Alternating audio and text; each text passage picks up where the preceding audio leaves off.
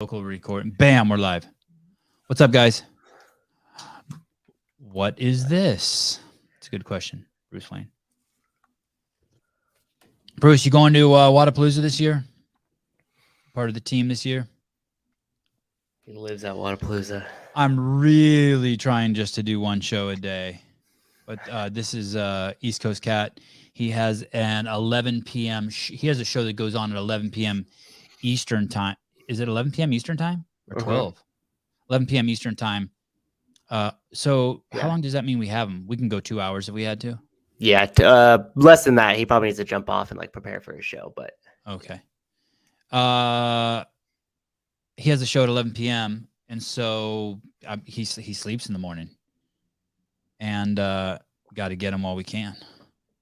Yeah, it said this is going to be a trippy show. I'm actually so excited. I'm a little nervous about this show. This guy has quite the life. Wait till he comes on before I give the spiel. Yeah, give my thoughts on what it is. That way he can course correct me and be like, no, that's not true, or that is true, or damn, you nailed it, which is what I expect. So, Souza, you found your hoodie. Are you wearing a Rogue hoodie? I am, but this isn't the one. It was the gray zip-up Rogue hoodie. I wish. Oh, yeah, zip up. I need a CEO zip up. I would love a CEO zip up. Hocus, what's up, dude? What's going on? Hey, thank you. Just thank you.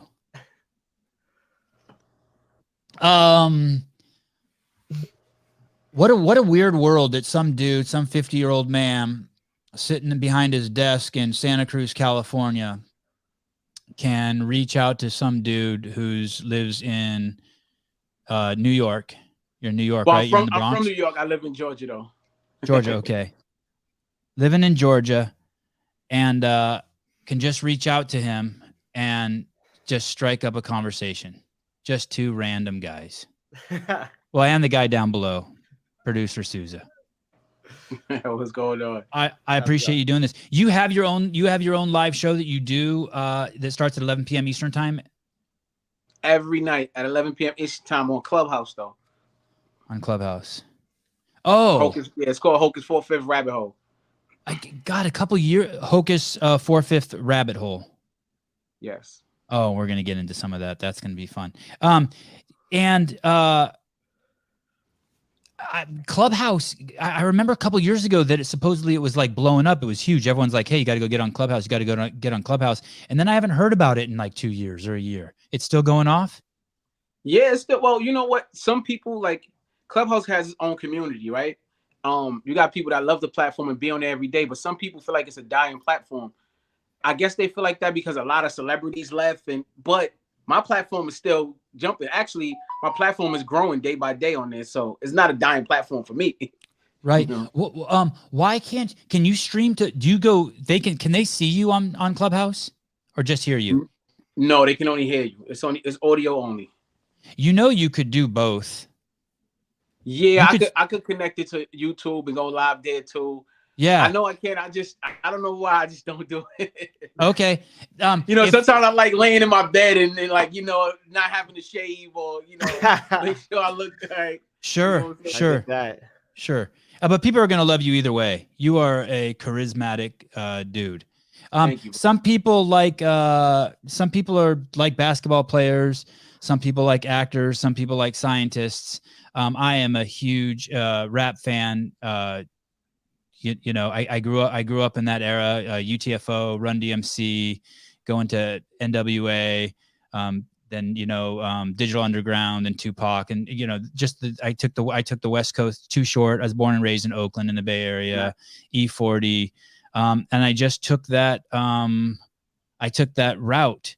And now that I have my own podcast, I'm just like, I'll have whoever the fuck on I want, and I get to meet whoever I want. I wish I would have met you when I was 12, but fuck it, 50, I'll take it. Not much has changed since I've been 12, really.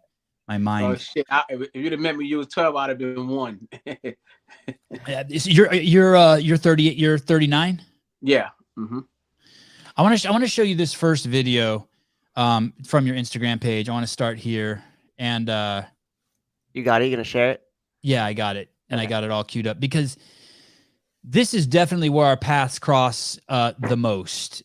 Right fucking here. This is Hocus 4/5's 15-year-old daughter playing Rhapsody in Blue by George Gershwin. Right. Crazy. You must be the proudest dad ever. I can't wait till my boys can do something like this. This is amazing.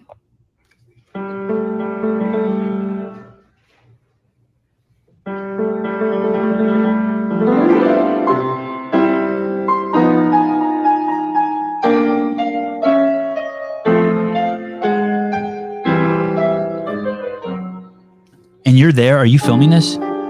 Yeah, I'm the one filming. Yep. Are you holding back tears? I was smiling.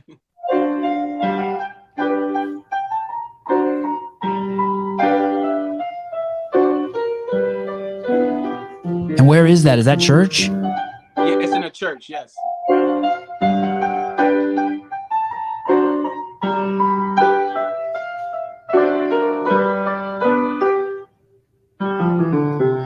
Brother, congratulations. I have 3 kids, and when I saw this amongst your post, I was like, oh, this is where this dude and I connect on the there's nothing better than that, huh?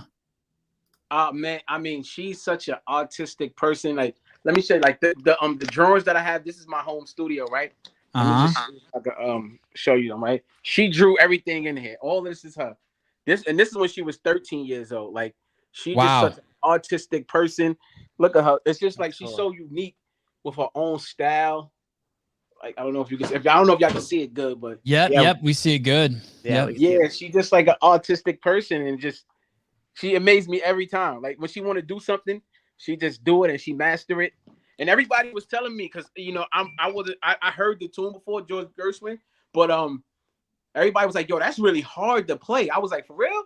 They was like, yeah, that's really hard. Like, she did a thing. I was like, wow. So yeah, she amazed me all the time. And you have 4 kids? Yeah, I got 4. And how old are your kids? 20, she's 15, 7, and 3. Wow. Are they all in Georgia? No, my oldest son, he's in New York. He don't want to come to Georgia. He doesn't? Nah. Does he have a good life in New York? Yeah, he got, it's probably because his girlfriend, he's at that point, like, nah, I'm not leaving my girl. So yeah, he got a good life. He's like a TikToker, YouTuber. So he make his little money. He do his little thing. If you guys go to YouTube and you type in Hocus 45T, you will see a huge library of really awesome music videos. I watched them today for about 90 minutes while I was working out. Incredible stuff. We'll get to that. Hocus, could we go back to just your childhood, where you were born?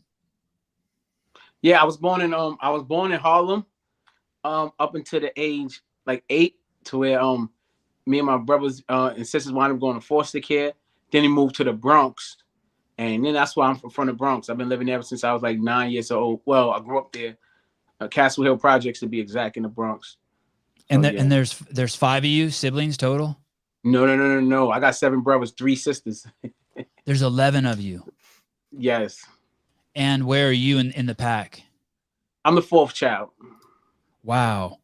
And when you go to foster care, how many of you go? Do you guys all go to the same house? No. So the second half wasn't born yet. So it was just like me and 3 of my other brothers, so 4 of us. We went to foster care in Brooklyn. My sister got lucky, right? And she wound up going to stay with a family member, but it was still considered foster care. But we went to like one of the harsh foster care houses in Brooklyn. It was crazy. Was it a facility, or was it like a man and a woman there? No, it was a woman. She was like a grandmother type woman, older woman, who really treated us like shit. Her name was Mrs. Bingley. And were there other kids there? Other kids in foster care? Yeah, no, she's not foster care. She had grandkids. Oh shit! And why did Yeah, you go to we had foster to fight every day. with those kids? No, well, her oldest grandson, his name was Calvin, and I kind of respect it now, right? Even though I was a kid, I was 8 years old, right? So it was like what 7, 8, 9, 10, right? So that's how old we were. So Calvin was like, "Yo, y'all gotta come downstairs." Like our second day there. So we like, all right.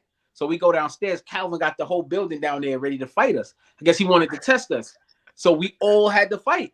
And you know, when we all fought, and that was, but the far as the people, they fell in love with us. It's just the grandmother, she treated us like shit. How old was Calvin? He had, I don't know for sure, but he was older than all of us. So he had to be anywhere from 13 to 17, maybe, because he was taller, he was older, he was already a teenager. He was older. And so you guys had to fight him one at a time. He just fought you guys one at a No, time. not him. He had other little kids out there from the building. Oh shit. Yeah, so he had them lined up. Like, ain't nobody jump us, but we all fought one-on-one. Just Did for no Calvin reason. change his name to Don? Is Calvin? Did Calvin have a big old afro and he changed his name to Don King? Fight promoter. Holy shit! Yeah. Crazy. Wow. I wonder how many foster kids he did that with. Right? It's probably all of them. Yeah, it was really bad. Another quick story is I remember we had got into it with it was like this family in the building. We called them the grease monkeys because they all wore Jerry curls. Remember the Jerry curls back in the day? So we called them grease monkeys. They was mad black with Jerry curls. It was funny, right? So I think people was playing with their doll, whatever, and they try to basically, you know, front on this guy named Charles we used to be with. Charles was older too. He was like Calvin age. So we went with Charles to his brother's house, and his brother actually gave us a gun. Like, you gotta remember, I'm 8 years old. Like, it was really cool. I think about it now, like, wow, we didn't do nothing, but it's just the fact that we had access to a gun at 8 years old. It was crazy. And why did you go to foster care? Well, we went to foster care because my mother was in the streets, you know, using drugs. My father was selling drugs. We wound up going with my grandmother, and you know, it just didn't work out. You know, what they call it is ACS now. It's BCW then. BCW, okay. Yeah, they came and you know they took us. I think in California they call it CP, Child Protective Services. CPS. Yeah, CPS out there. Yep. It's ACS now. It used to be called BCW. So BCW came in New York and they you know they took us to foster care. And now my mother and father they got their shit together. I could curse, right? I'm good. Yeah. They got their shit together. You know, he quit the streets. She got off drugs. They got back together, and they became my superheroes. Man, they came and got us out of foster care. I always appreciate them for that. You know. No shit. Wow. That's incredible. Are your parents still alive today? My father died in 1996. He came and got us out of foster care in 91. He died 5 years later. My mother's still alive. Wow, holy shit. How long were you in foster care? Only a year. We was only there for a year. And when they come check on you, are you like, hey, by the way, I'm in this foster care and someone gave me a gun? No, we don't. You know, like we don't tell them I beat up all the kids. You know, my mother, unless she seen the interview, I never told her that story. Wow. Because I'd have said it before. And as a matter of fact, she watched the documentary, so she probably know now. I got a documentary out, but I never told her that story. Like, you know, I don't know. I grew up in the streets, man. We just, you know, certain things you just don't come back home and tell your parents, you know. And then so you get out of foster care and you go back home and it's like a new life again. And do you go to school? Yeah. Mm-hmm. And I was 9 years old. Yeah, we got out of foster care. Mm-hmm. And did you stay in school all the way through high school? Yeah, I stayed in school all the way to see, my father died when I was like in 7th grade. And that's when my because I was always an honor roll student. All of us, we was honor roll students, you know what I mean? But that's when my grades started to fail. I passed junior high school, but high school was too much freedom. Like, you mean to tell me I could just walk out this door and nobody gonna say anything? I could just go home? It was like in New York, it was too much. I was able to do what I want. So I didn't really finish high school, but I did get my GED and I did go to college, and that's another story. And when did you start getting? And then did you ended up joining the gang there at the at your home? What was it called? The Castle Rock? Castle Hill Project. Castle Hill Project. And in the Castle Hill Projects, there was a gang. Yes. And they basically ran the building. Yeah, yeah, it's a gang called Sex Money Murder. It was a street gang before it became a part of the Blood set. Later on, which became part of the Blood. Meaning the Bloods are an international. By the way, that's why I wore my red shirt today. I started putting on my black one. I was like, no, I've watched enough. And basically, so the Bloods are an international group, or at least a national group, and then this gang somehow affiliated with them. Yeah, it's a subset of the Bloods. The Bloods is the overall gang, but they got subsets. Which we call hoods, which would be different neighborhoods. You know what I'm saying? No, I don't. And tell me, how old are you when that happens? When you start seeing those guys around? Do you remember your earliest memories of seeing a Blood and being like, and someone explaining to you like, hey, or the Sex Money Murder guys? Do you remember your earliest memories? Someone be like, hey, don't fuck with those guys, or like, those are the guys we got to get with. So my earliest memories of Sex Money Murder was really, like I said, it was like a crew. So that was probably early 90s, mid 90s. And then you started to see the Bloods come along. In 93, the Bloods hit New York, but you started to see them a lot more in like 90, 95, 96, 97. It was like heavy, so started seeing them a lot. And so you live in the building. So these guys are hanging out front, and every day you walk home or you walk by them, and everyone knows who they are. Well, it's like it's a project, so it's not one building. It's my projects actually have 14 buildings, right? So it's really big. It's a big project, and each building is 3 20-story buildings, and then the rest is 12-story buildings. So it's a big project, a lot of people. So I mean, yeah, it's a corner store, Castle Hill and Randall, where the drug dealers, where the gangsters hung out. Of course, we the young kids in the neighborhood. We used to go up there, play with them, joke with them. They'll give us money, beat us up, shit like that. So, we grew up idolizing them, seeing them have money, cars, girls, you know what I'm saying, jewelry. What's the history of building projects like that? Why build? Do you know what the history of the project is? Why build a 14 buildings and 3 that are 20 stories and just start trying to pile people into them? Why'd they do that? Do you know what the history of that is? I mean, I could guess it's that, a project is a project. I guess to see, how people would live under those conditions, and not only to see how they would live, to actually manipulate them into, look at the hood, actually manipulate them into certain things. It's a liquor store on every corner.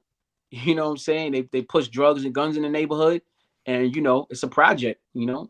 So from day one, is there a wiki page on that project, Souza? So from day one, a project is a fucked up situation. It's not something like really nice and then slowly goes downhill. From day one, it's sketchy.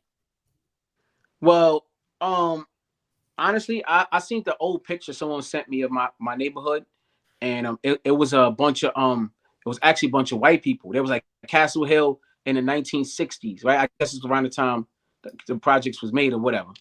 And it was a bunch of white people. I believe that there was Jewish people. So I believe that the coming through Ellis Islands. Okay, so that's where they put the Jew immigrants. Yeah, exactly. That's where they put the Jew immigrants, right? So I think that's what it was. Like that's where the ghettos, right? That's where the ghettos come from. They put the Jews. Yeah, exactly. Mm-hmm. Because they were running from ghettos. Right.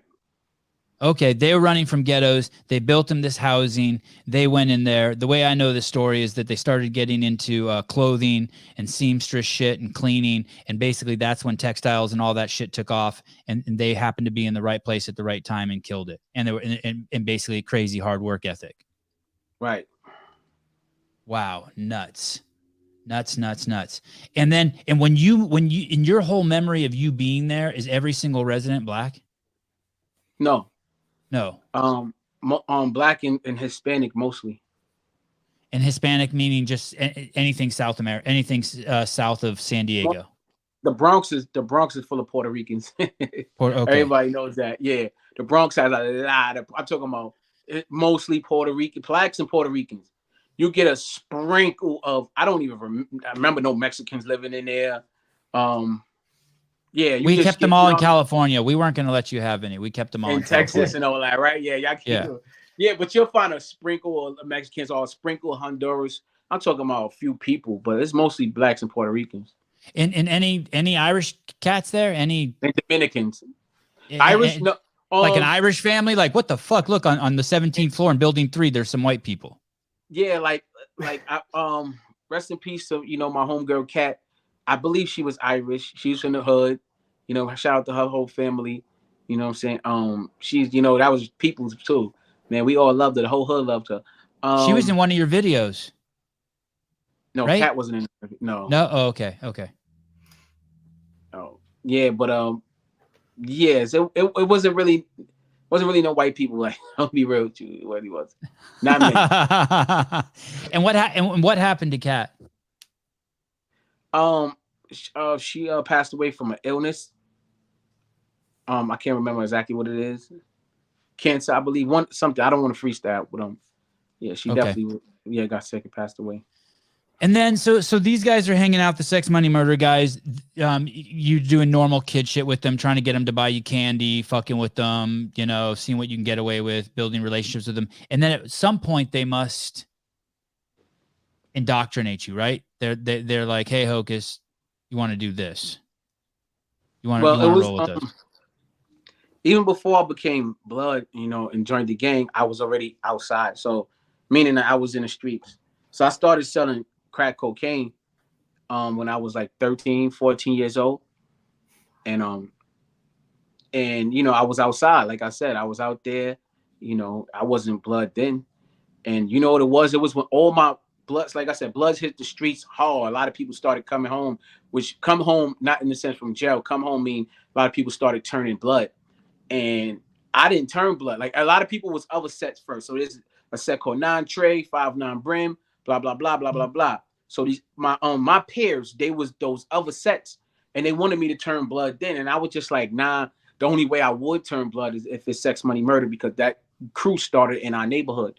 So eventually all of us would, the OGs from the hood would bring all of us home, meaning they would turn all of us sex, money, murder.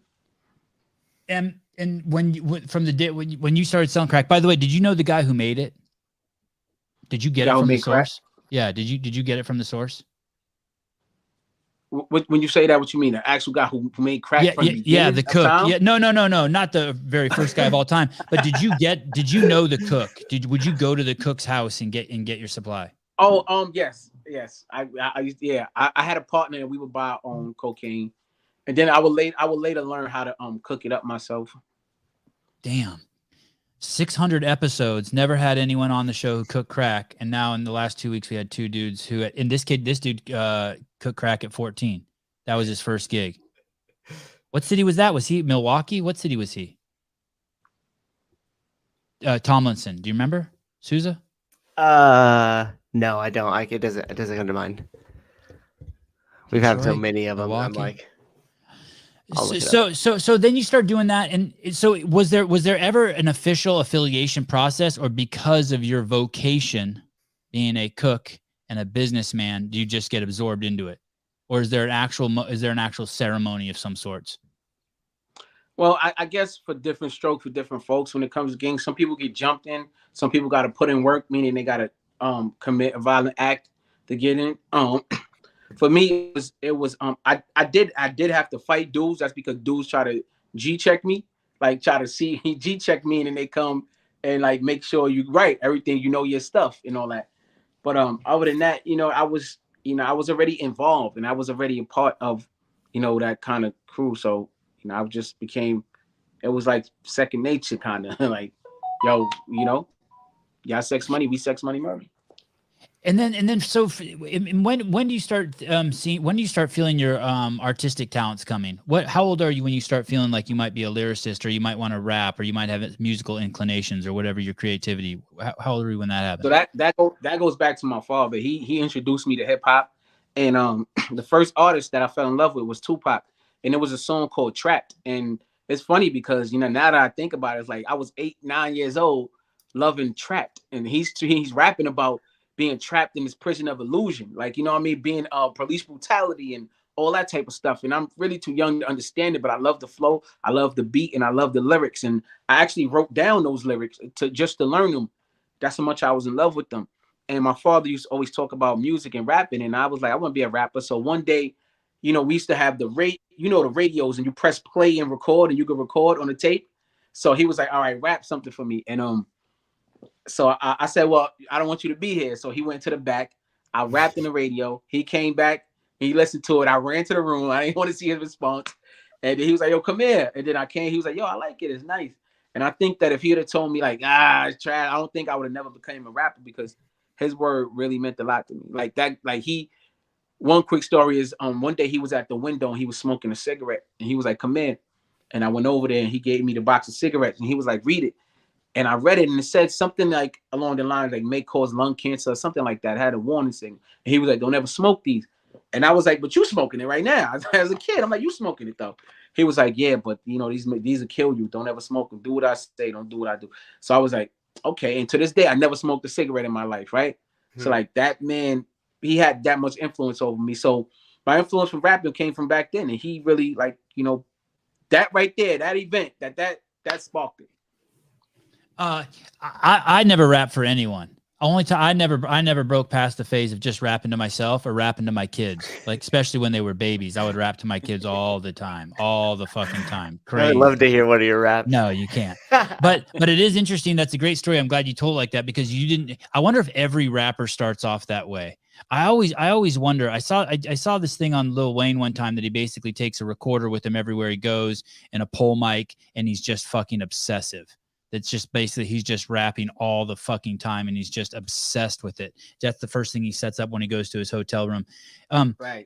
So you did that, and someone believed in you. Just a little spark. Your dad believed in you. Yes. And you were off to the races. Do you remember the next time you rapped? And do you remember the first time you rapped, like with like five of your friends around or something? Yeah, actually, as we got older, and as like early teens, I would say as early as 14, 15, I started to really write raps now. And I won't say take it serious, but as far as just rapping, taking it serious, and I would rap to my friends, they will rap. And I was always the one to orchestrate things. So remember I told you about the radio, right? So what I did now is we went and got 2 radios. One where I could play an instrumental from, and one where I could record. So this is before we had studio, right? So I would play the instrumental. You had a 2-track. You had a homemade 2-track. The homemade 2-track. I would play the instrumental for one radio, and we would rap into the other one, and that's how we would make our tracks. And we would let people hear around the neighborhood, and they actually liked it. I was like, oh shit, all right. You know, people really like us rapping. And does that vulnerability ever go away? Like the fact that like you're rapping, you're making yourself vulnerable, right? You're rapping, and then you have a 2-minute. Right before the show, I listened to a 2-minute freestyle you did live on the air on YouTube. I'm like, that's fucking. And when I've seen other rappers do it, I'm like, that's got to be fucking wild to do that. That's got to be terrifying.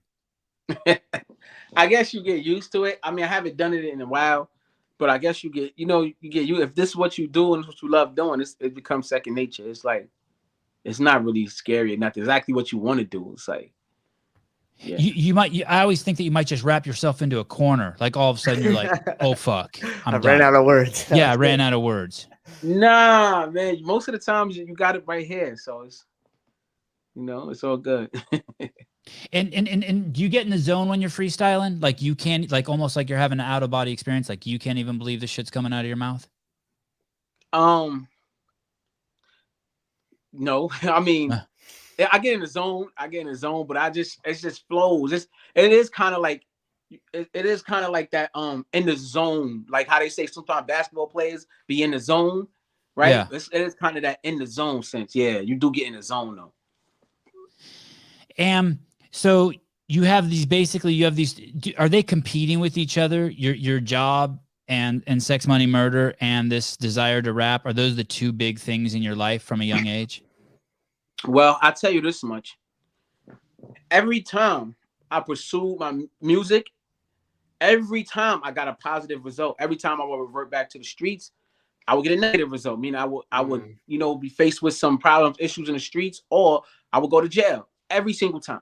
But every time I pursue my passion of music, it was always like I told you a story about my father. It was like, oh, good. And later on with my friends, good. Then the neighborhood, like, oh, we really like this. It was, and it just, kept growing, but always got a positive result. So yeah, it definitely is. And I think it's like that for all rappers who come from the street. It's always going to conflict. Always.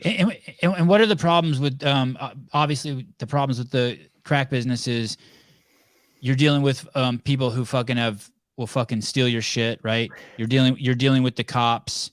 You're dealing with competitors on the streets. Are those the three main things that can go fucking sideways? People stealing from you, your competitors, and the cops? Yeah, you could get robbed, you could get shot, you could, you know what I'm saying? It's the streets. There is no rules. People act like there's rules in the streets, but there really ain't. It's like a no holds barred jungle. Like anything goes until people act like it don't goes. Like, you know, at the end of the day, everybody's gonna get you. Somebody's gonna snitch on you. 1,000,000% if you're out there, right? So people act like it don't go until it goes. Like, oh, you're not supposed to be doing that, but it happens every time. So why we keep saying that? You know what I'm saying? So yeah. In one of your songs, you call out a guy, Paulie, for being a snitch. And I heard that and I'm like, oh shit, did he really just call out someone for being a snitch? Like, is that really the guy's name who is a snitch? Yeah, he was actually like a little brother, like more like a nephew. And he actually grew up in not only my neighborhood, in my building on the same floor. Like his uncles was my right-hand man's, you know, and Paulie will later on come outside, be in the streets. I never gave him no drugs. My brothers never gave him no drugs, but this is what he told the DA. And Paulie got into some trouble because Paulie shot somebody over a girl, and he got caught for it. So he started working with them, right? They let him go. We didn't notice. Then he winds up robbing the old lady and cutting her. They gave him a second plea deal. Let him go again to come out and work and try to set us up. And that's exactly what he did. He didn't set us up. He just took on a grand jury and lied, and a whole bunch of stories he told. He sold drugs for us. I was the enforcer here. He put their story together for them. Did he wear wire on you guys? No, he didn't wear wire. He just gave them information and just put a story. He corroborated their story because I believe they made it up, right? And I believe he just went on the stand and said, whatever I got to do to get out of trouble. That's what I think happened. Hey, does he have to leave New York after that? No. I mean, even after we found out, he was still in the neighborhood, and people, I don't know if it was because of this. I got to be careful what I say here because this guy is an informant. People beat him up. I didn't tell nobody to beat him up. I heard people beat him up while I was still in jail fighting my case. And then he wound up moving. His family wound up moving. So I don't know where he's at now, but from what I heard, he wound up working with them more, getting other people locked up. You know what I'm saying? So yeah, he's probably still working with them right now. And is that the case that he testified? That's the case you did 4 years on Rikers Island for? Yeah. Oh fuck! I didn't put that together. Damn. Yeah, he actually went on the grand jury and told a whole bunch of bullshit. And then he came, and the day when I went to trial and I seen him up there, my heart turned like, yo, he really about to come do this? Like, when people was, I don't know, man, people are cowards and they feel like they survival was on the line as fuck you. You know what I'm saying? And at the end of the day, he lied though. It wasn't even like you're a liar. Right. Like, it's just sad, like for real. Tell me about that. What year was that? What happened that started that whole case? What happened that made it so you ended up doing 4 years at Rikers and then eventually got off? Which is crazy, by the way, that you got off. So crazy. Yeah. So like I said, he was the hub of it because he wound up doing that. So, but we was popular. I'm popular where I'm from, right? So the police knew who we were, and they knew that we was getting money, but they just couldn't figure it out. You know what I mean? So they needed a story. They needed to put a case together, a conspiracy together in order to lock us up. Mind you, I never got caught with no drugs. You know what I'm saying? I got caught with money. I got caught with $22,000 two separate times, and that's that number I don't like that. But anyway, both times you had $22,000. Was that shit? A year apart. And were those just deals that were $22,000 deals, or that just happened to be how much money you had? That just happened to be how much money I had on me each time. How do you carry $22,000 on you? Where do you put that? all in hundreds in your pocket. Wow. It's like a stack in each. Wow. Yeah, and it's crazy. The same number the following year. Like, oh, what the first time I got it back. The second time they held it for the investigation. That's what I was gonna ask. So they was putting together this. They was investigating us. You know what I'm saying? But at the time they was investigating us, that's when I started the rap group Bang Bang Boogie with my man P.O. So we started that rap group. That was me, Mike Song, Lord Tariq, Cuban Link from Terror Squad, and my brother S1, who actually Blue Trial. He's still doing time right now. So that was we was doing that while they investigating us. So these guys got our phone tapped while we doing the music, and we put out a song together. A week later, we got 50 Cent on the phone. Like, yo, I'm messing with y'all. Y'all want to help y'all. 50 Cent started promoting us. Even came out to in the video with us. Wearing our shirt, Bang Bang Boogie. He was supporting us. We was in a Billboard magazine. A week later, I get indicted, facing life in prison. What was the name of the song? The name of the song was High Blood Pressure. It's the first song that we did. The name of the song that 50 Cent wears the shirt on, and you can pull it up on YouTube. It's called Bang Out. Bang Out. And 4 people got shot, right? That's what you ended up being charged with. None of them died, but 4 people got shot. Yeah, that was one of my charges, as well as conspiracy. And what's conspiracy? Well, I had conspiracy in the 1st, 2nd, 3rd, and 4th degree. They were all drug conspiracies, right? But conspiracy in the 1st degree is the reason why I was held so long on Rikers Island without bail, because it's an A1 felony. The only thing that's an A1 felony is murder. You know what I'm saying? Like, that's the type of, so you don't get bail for murder, right? So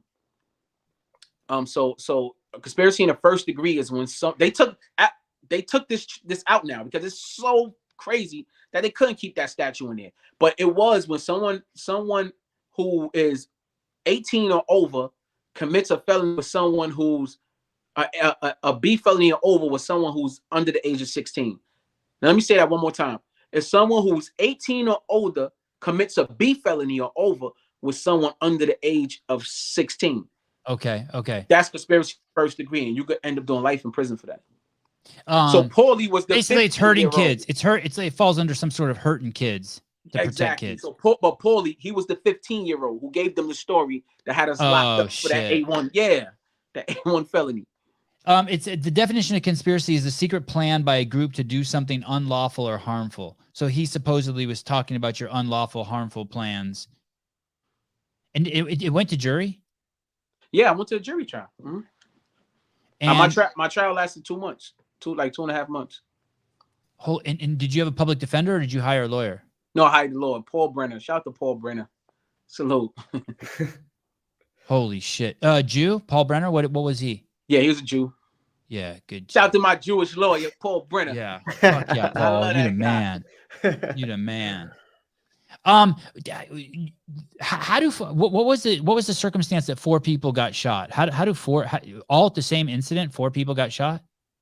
Yeah, 4 people got shot at the same incident, and they were trying to say I did it because fucking crazy. They found my hat on the scene with my DNA.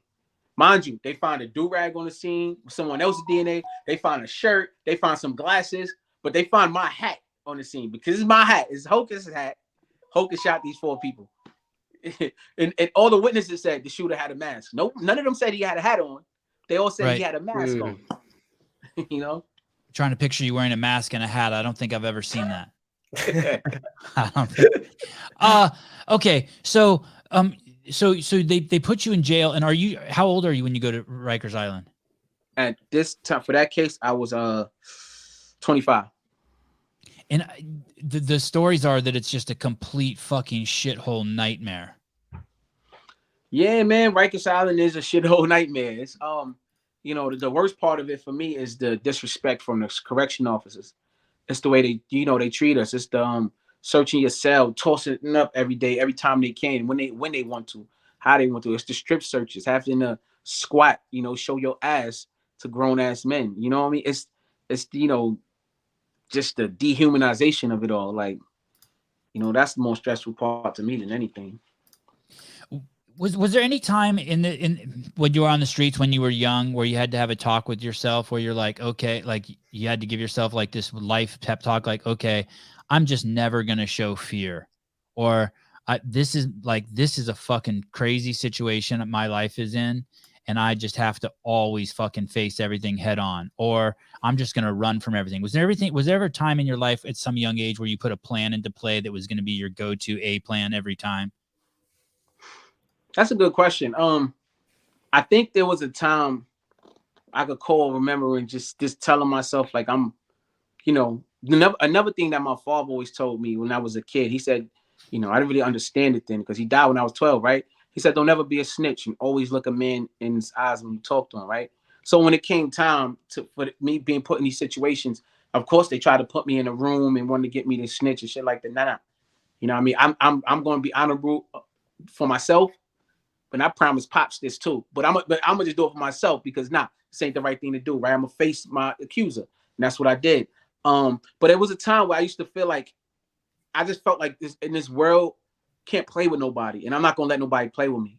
And I don't mean play in a real, literal, playful sense, meaning like, I gotta I'm gonna have to, I'm 5'6", I'm short, I gotta poke my chest out, right? So yeah, I could say I had an ego that was like that, like nah, I'm not gonna let nobody play with me out here. And were you always like that, or did you have to turn into that person? Do you remember there was an incident like at 10 years old and you're like, okay, from this day on, I'm fucking putting my foot down? It probably was yeah, like I told you, when we went to foster care, I was 8 years old. You know what I'm saying? I was 8. I had to fight the day I got there. Like it's crazy. Yeah, like you know what I'm saying? So it was like, yeah, early on I was taught like, yo, you can't play in this world. Like you always gotta be ready, Damn. There are kids all over the United States who wanted to play rapper. You know that, right? What you mean wanted to play rapper? They wanted to play rapper. They drove around with a gun in their car. They wanted to act tough. But at the end of the day, they went home and ate spaghetti with their family. And like, they had the fucking dog and and they were gonna go to college. And but there's a whole world of kids out there who wanted. It's kind of like this. In college, I was a hippie, and I was a homeless hippie. And so when my hair got all matted and shit, it was because I didn't shower. When my clothes had holes in them, it's because I got them out of the free box. I walked around barefoot because I didn't know what happened to my shoes. But there was the vast majority of hippies would go home, buy their $200 pair of corduroy pants and cut a hole in them and then sew a patch in them. Do you know what I'm saying? What the sense of that? Yeah. And so there's this perception that this hip hop rap culture is just fucking hard. Right. And that's kind of I don't know if it's the selling strategy, but some of the dudes really are fucking hard. They grew up in a gang called Sex Money Murder. And then there's just high school kids everywhere who just listen to that music and they're hard when that music's on and maybe they got their daddy's gun under the seat but they're not. They're going to go to college. They're going to become MBAs. You know what I mean? They're not smoking crack. They're doing lines of coke and they're using their dad's Amex to cut it up. You know what I mean? And they're not like robbing prostitutes. And you know what I mean? Their moms have never sold their pussy for drugs. And you know what I mean? It's just like, do you have any appreciation for that do you have any appreciation for that now? Like, do you understand that that's like what's going on? Well, I'll tell you this much. Rappers coming up, they used to look up to the street dudes. Now street dudes kind of look up to rappers. I mean, nowadays I think it's much worse. Like these little young dudes, they actually living what they rap. A lot of rappers in the 90s, 80s, 90s, even some early 2000s, they wasn't really living the rap style they was, rapping about. But nowadays it's much, much worse. Like now, these kids actually shooting you, going to rap about it in the song, telling the whole world about it, putting it on Instagram, IG, and it's being played on the radio. But yeah, I understand what you mean. People look at, rappers like they tough, they live this hard lifestyle. And I don't know, man. I just, it's crazy that now that I'm at this age, a lot of people want to hear my story and it intrigues them. I'm actually doing a movie. We're gonna shoot it. We're gonna start shooting it next year. We into writing it right now. My life story. I got the documentary out. That's gonna be touching a major platform. I'm not gonna say it yet. Soon. And where's the documentary? It's crazy. I fucking spent hours digging around. I didn't see any documentary. You know what? I believe that I put it unlisted because I'll send it to you to watch, but I can't because I just signed a contract for this platform. They picked it up, But I'll definitely send it to you to watch. You know what I Let mean? me 'Cause I guess. gotta Is it Gravitas Films? No. Oh, Just takes a guess. they're the largest documentary distributor in the world. They did probably 5 of my movies. Oh, nice. Okay. I got 5 movies in the top 100 all time on Apple documentaries. Nice. Oh, and look at those guns. Yeah, and I work out a little bit. Okay. I never fronted on a rapper. Okay. So that happens and you go to Rikers and you have to do 4 years there while you're trying to figure out how you're going to work with Paul the Super Jew lawyer to get you out. And, Yeah. and you have a kid on the outside at the same time. At that time, I had 2. I had my oldest son and my daughter that you just seen playing the piano. She was 18 months when I went in. And did you have anyone on the outside at that point who loved you, who cared about you? Yeah, my family. I had friends. You know, my brother was my oldest brother. He was still out there. He was holding us down. You know, yeah. I can say I had a big support system. You know, as far as like mentally and even financially, I was okay. I ain't gonna lie, I was okay. And did you have people in there? Did you have people inside? Yeah, I mean, I went in there with 25 people, right? Co-defendants, but they split us up, of course. But sometimes some would be in the same building. But then you got to remember, I went in there as a gang member. You know what I'm saying? And Bloods. 25 of you went into the same prison at the same time. Yeah, but they got Rikers Island. They got different buildings, so Right. it's like It's so they have crazy. some of us in each of us in different buildings. You know what I'm saying? So it'd be like that. But you know, the Bloods run Rikers Island, so I was a Blood member. I was okay. You know what I mean? I was cool. I was chilling. What if you weren't a Blood? You'll be all right too. You'll be all right too if you're not a Blood. You know what I mean? It's just, you know, it's how you carry yourself. Like I think everybody, you know, I didn't get into not one fight. I had to smack one dude, but he didn't fight back. But in 4 years, right? But I didn't get into not one fight. It was just the way I carried myself. You know what I mean? People respect me, I respect them. And I was more going through like a spiritual journey anyway. I was on some whole other type of time. You were?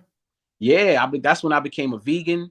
You know, that's when I started reading David Icke books. I started learning about the reptilians. I started learning about who control this world, the government and Illuminati and all type. I started to really dive deep in within myself, and you know. And you read The Secret. Oh yes, I read The Secret. That's a fact. And you read The Alchemist. The Alchemist. Yep. And Celestine Prophecy. Those books right there changed my life. Yeah, those 2 books changed my life too, especially The Alchemist. That book fucking rocked me. Yeah, I loved it. Love it. I always recommend that book to people. Do you have faith? Faith? Yeah. I would say I have knowing. Knowing. Yeah, like I hear you. Go. I don't just believe just to believe. I believe more in like a knowing, like I know this is gonna happen. Right. You know, it's more like that. So it's like it's like faith and knowing though. It's not like blind faith, like I hope. Like it's not like a hopeful faith. No.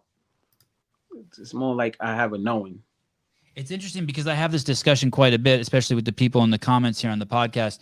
There's this they a lot of people believe in God, and I'm like, man, that seems like you're missing out. Like, why wouldn't you just know something, or just wait? It's interesting. Faith is a term that's come up on this show kind of quite a bit. I don't think I have knowing faith, but I think I have blind faith. I think I got to it because I learned that it's a waste of time. In simple terms, it's a waste of time to argue with reality. Because when you argue with reality, you just go into your head, and it's I think it's the beginning of just fucking insanity. I mean, that's what most people around us do. They're just arguing with reality. You know what I mean? Like your windshield cracks, you're supposed to get upset, right? But it's like, all right, what can you do? Yeah, it's fucking cracked. Yeah, like I have faith it's gonna get fixed. Like it's gonna get cracked again. You know, it's like. So you're in Rikers, and do you in there? We'll get to the reptile people. God, I was talking to someone before the show. I'm like, I don't know if I can talk about the reptile people. They're like, why? I'm like, what if I start believing that shit? Because I'm like a sponge. I'm like like I said, I'm like a 12-year-old. I'm susceptible to believe in anything. Okay, so So you're in there, and can you tell me about? So was there a case and you were found guilty, and then there was another, and then you had to have the case brought up again, and you were found innocent? No, No. I went to trial. Why did it take 4 years? It's like, they use their tools. So they have 180 days to get ready, right? The 180 days, but time stops on one end if this person ain't ready, and then time go back again if this person ain't ready, and then time the judge can make the time stop. It's just weird, right? Then I got no bail, so they're like, okay, next court date, I might go to court in January. Next court date September. It's like I gotta wait 6 months to go to my next court date. Next thing you know, 4 years pass, and the judge is like, nah, we gotta go to trial now. He's been here too long. And I went to trial, and I was acquitted on everything. On 8 counts, 4 counts of conspiracy and 4 shootings. I was acquitted on all 8 counts, and on 12/12/12. Crazy, right? December 12th, 2012. That day, a day that would never happen again. That's the day I was let go, and I was acquitted. Wow.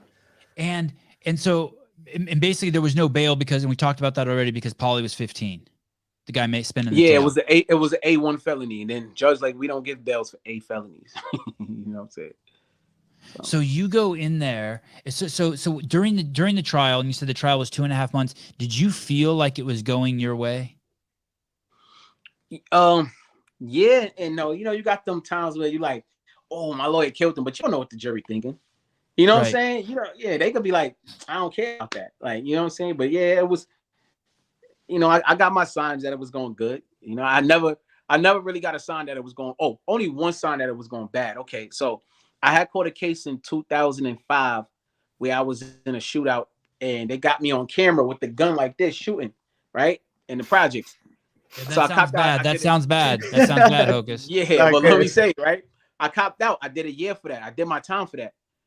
The judge allowed them to bring that up. Even they presented that whole case. Even though I did my time for it, I wasn't even charged with it now. But he allowed them to bring it, to present it as if I was. Like, they presented. They brought the forensic for it. They brought the cops for it and everything. So I wasn't charged for it though. So when the jury is deliberating, so the jury, they send out notes and they ask for stuff. They ask for evidence. So when they sent out a note, they said they wanted to see that picture. I looked at my lawyer like, why do you want to see that picture? He said, I don't know. I'm like, yo, that's when I thought, I was like, that was looking bad. That's the only time I was like, damn, they're going to convict me of these shootings. And I did time for that shit already. They're going to judge me based off of that. But they didn't. They didn't judge me based off of that, and I got, for real. How long, what were you looking at? How much time? 25 to life. Shit. Yeah, so if I'd have blew to any one of the shootings, if I'd have blew to just one of the shootings, that's 25 flat maximum. And the A1 felony, which is the conspiracy, held 15 to life. Not you can get 15 years. No, if you blow to that, you automatically get the life. So, at the end. What did the jury look like? White guys, black guys, girls, boys? That's a good question, right? Because there's a story behind that. So, in the Bronx, they say if you want to go to trial anywhere in the world, you want to go to trial in the Bronx, it's 60-40 on our end, on the defense end, who wins, right? No, for real. Because it's a lot of blacks and Puerto Ricans. Like when I told y'all that. So when we was picking a jury, you get 20 strikes and the prosecutor get 20 strikes. That means that you can strike 20 people that you don't want to be a juror without any questions. You don't even have to give a reason. You right? just see a guy, you're like, fuck that guy. I'm like, every white guy. I was like, every white guy. I'm like, telling my lawyer, strike him. So the DA said, Your Honor, I want to put in a BATS application. I don't know what that means. He's like, I want to put in a BATS application. He's striking every white person. I was like, damn, he got me. So look though, so it's funny, right? So it was one Chinese guy left, and the judge was like, calm down. He didn't want to, because if we put the BATS application, we got to start the whole process over. He was like, so he asked my lawyer, like, see if your client would at least let the Chinese guy. If the Chinese guy could go, then would you be okay with that? The DA said, well, yeah, whatever.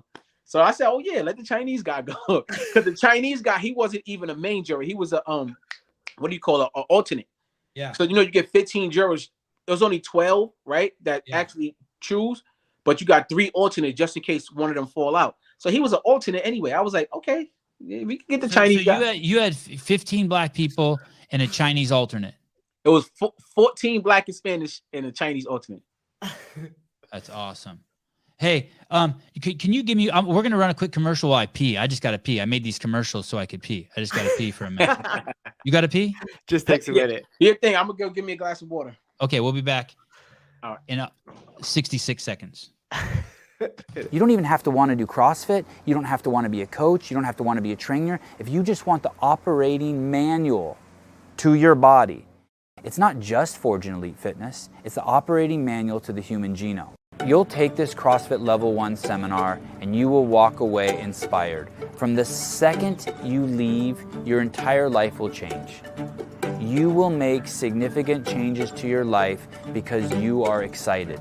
You will start tweaking with your diet. You'll start tweaking with your movement. You'll start tweaking with who you hang out with. Everything will take a shift. For some people, it'll be massive. For some people, it'll be a little bit. No matter what, you'll move towards a better life. Everyone is going to sense it in you that you are more accountable, more personally responsible, happier, more helpful, more thoughtful human being. And you'll be nicer to look at. You might talk too much shit about CrossFit, but Bam! Nailed it. Yeah. I can't believe they paid me $100,000 for that. Money well spent. Yeah. So the jury, you get the jury.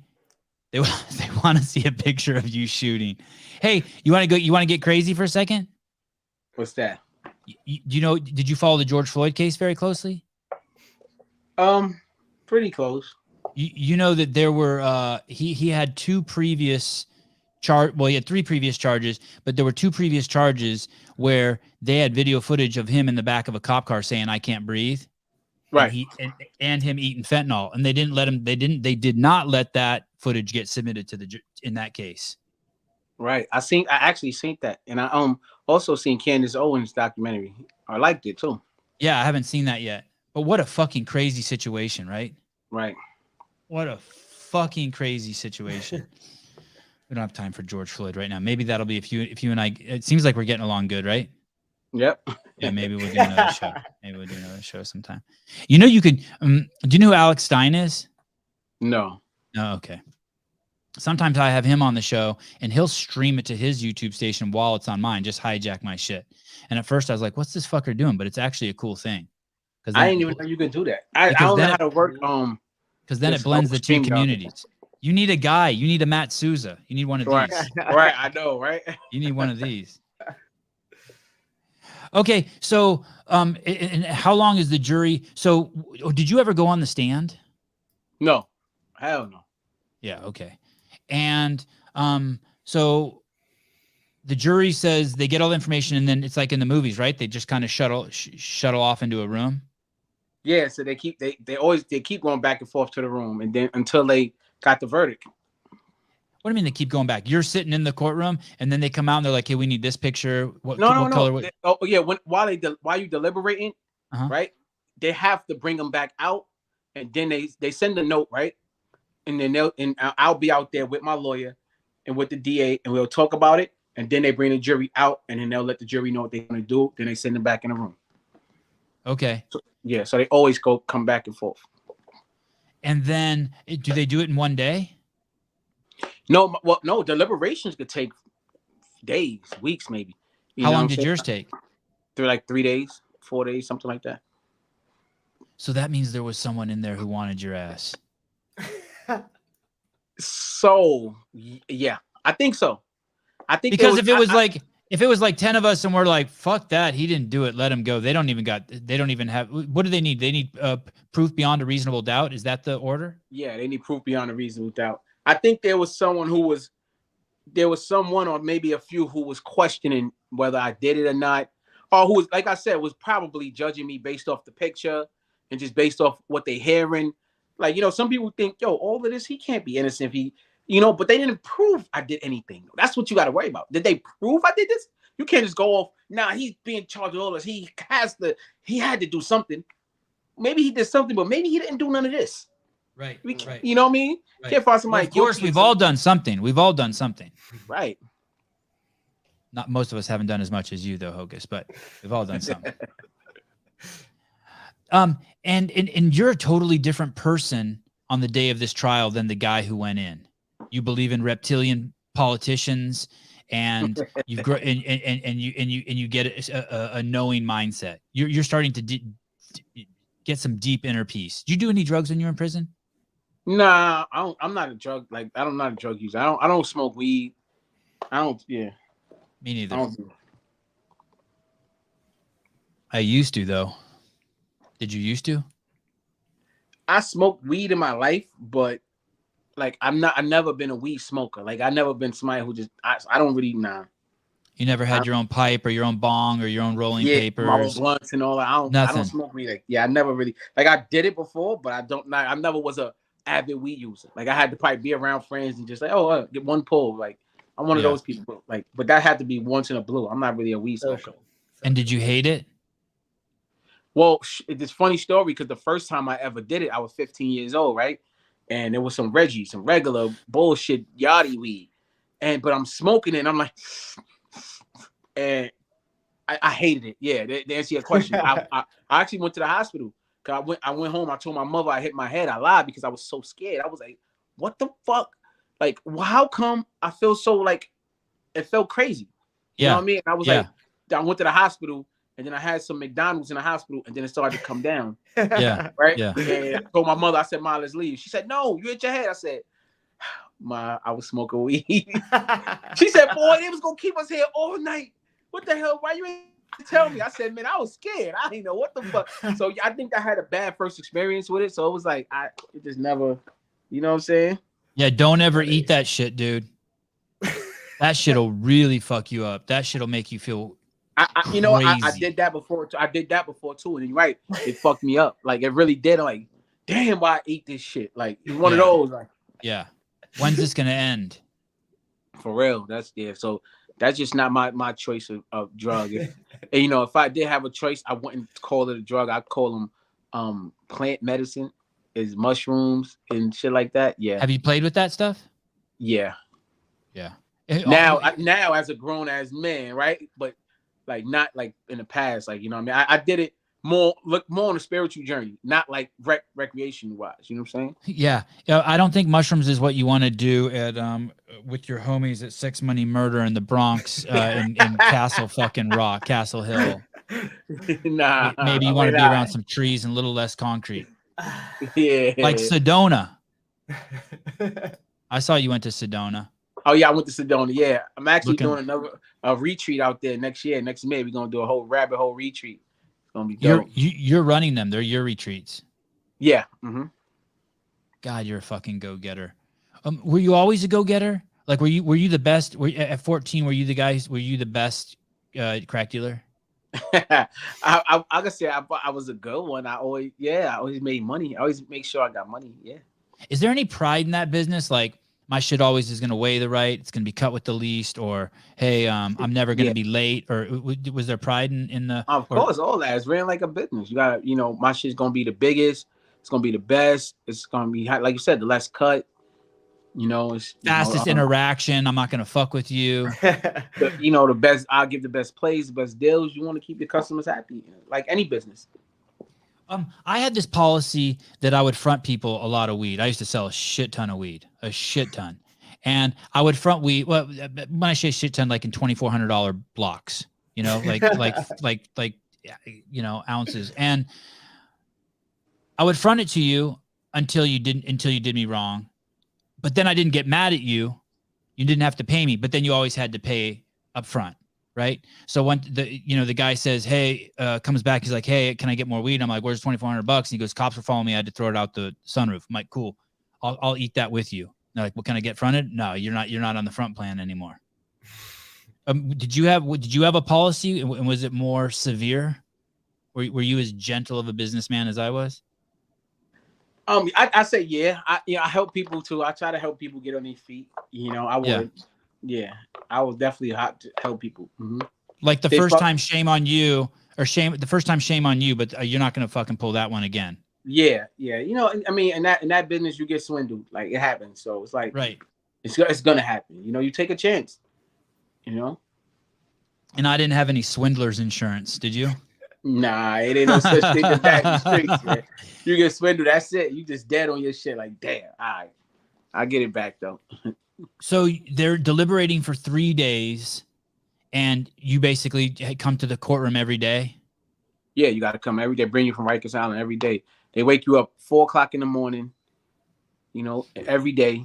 Bring you on a bus. You don't make it back to your house on Rikers Island till like 9, 10, 11 o'clock at night. You barely get any sleep. And this is every day. You know what I'm saying? So, well, every weekday. And when you come back, are the guys excited to hear your story? Of course. Yeah. Because not everybody go to trial. Trial is a scary thing. You know what I'm saying? Especially when you're facing the amount of time I was. Hey, like, yo, what's going on? I was just like how I am now. Like, you know, I think it's looking good, man. But you never know. Like, it's looking good. It's looking good. And when you're in the courtroom, when the jury finally comes out, do you feel like you want to throw up? Like you see them and they're about to read the shit. Do you feel like some shit that's like a unique experience that's like no one else could imagine? That's another crazy story. Yeah, because when they bring me upstairs, right, for the verdict, they don't tell you.